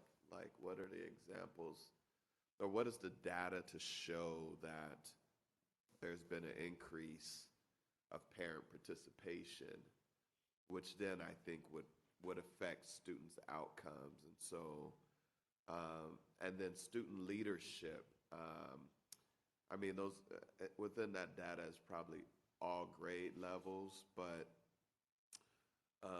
just a little curious about what that looks like, as well as teacher leadership. To my mind comes like professional development. So can you just give us some examples, or can you point us to what the data is that shows what these categories reflect?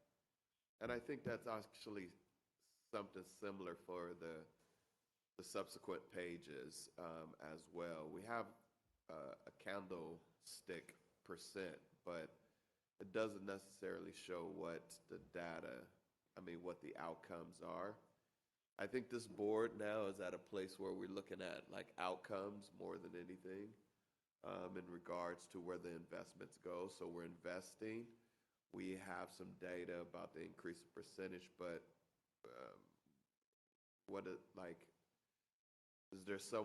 is there a resource or appendix so we can see what those examples look like? Yes. Thank you. Thank you for the question. Yes, all of the individual school reports are available on our community schools website now.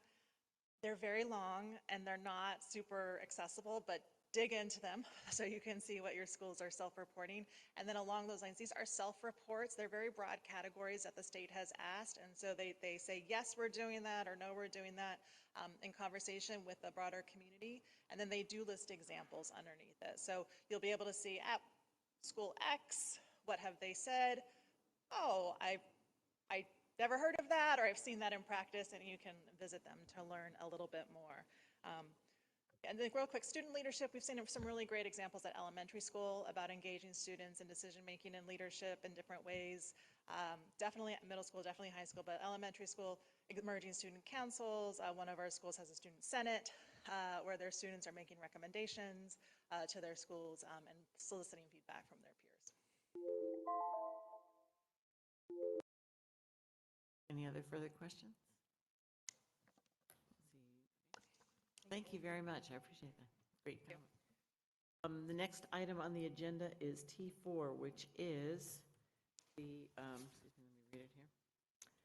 Application for provisional internship permit, California Commission on Teacher Credentialing, named employees for school year 2025-26, Talent and Human Resources Department. Is there a motion to approve? So moved. Second. Are there any public comments? Asada Olabala, and Ben Tapscott. Seeing that they're not here, are there any board comments? And Mr. Rakestraw, can we take a roll call on the vote, please? As on the roll call to T.-4, student directors are absent. Director Lauder, Yes. Director Hutchinson, Yes. Director Thompson, absent. Okay, Director Williams, Yes, sir. okay, Director Barry, Yes. Vice President Batchelor, Yes. and President Brohard. Yes. Motion's adopted. Thank you. Next on the agenda is the President's report. I have a very short one. I know that people Sorry, Madam President, T5. Oh, it's not happening. Okay, all right, okay. Didn't know that. Okay. All right. Yeah, those will be postponed. Just for the President's report, I just wanted to again encourage my colleagues. We need to fill positions on the following commissions: G, G1, and CBOC. Again, I think Mr. Rakestraw has provided qualifications for those committees or those commissions, and we're seeking members on each of those committees. And I think, as an example, one of the committees was not able to have quorum at their last meeting and therefore could not make an important decision they needed to make. So if you know of people who would be interested in applying, please encourage them to do so. Are there any board reports? Okay. And we have oh, Director Barry, I'm sorry. You are next, anyway. Under W, we have, I'm sorry, Director Hutchinson, I didn't see your hand up. I want to make sure. Under W, introduction of new legislation, I believe Director Barry has a piece of new legislation. Yes, I am introducing a resolution to initiate the establishment of what is called a 7-Eleven District Advisory Committee to evaluate the future use of 1025 2nd Avenue. And so part of the spirit behind this 7-Eleven committee resolution is for us to maintain, I'm so sorry, steady, continuous progress through critically needed work that will benefit from beyond the present moment of financial distress that we find ourselves in. So the spirit of a 7-Eleven committee is to create a transparent and community-rooted advisory process, and this one in particular, given all of the work that is happening through our facilities team, it will also build upon the asset management planning work, the facilities master planning work, the feasibility study, and so it will be a contribution to that visioning and that planning work, such that, you know, in the spring of next year, we'll have a lot of information, data, and progress in place such that we can move even further into some of the visioning that has happened far before I arrived on scene. Thank you. And I would like to move this piece of legislation to the Facilities Committee, if that's okay with you guys. Thank you. And any other new legislation? All right. Don't mess with me now. All right, with that, we are adjourning our meeting in honor of Albert Gettridge, who was the husband of former Superintendent Carolyn Gettridge.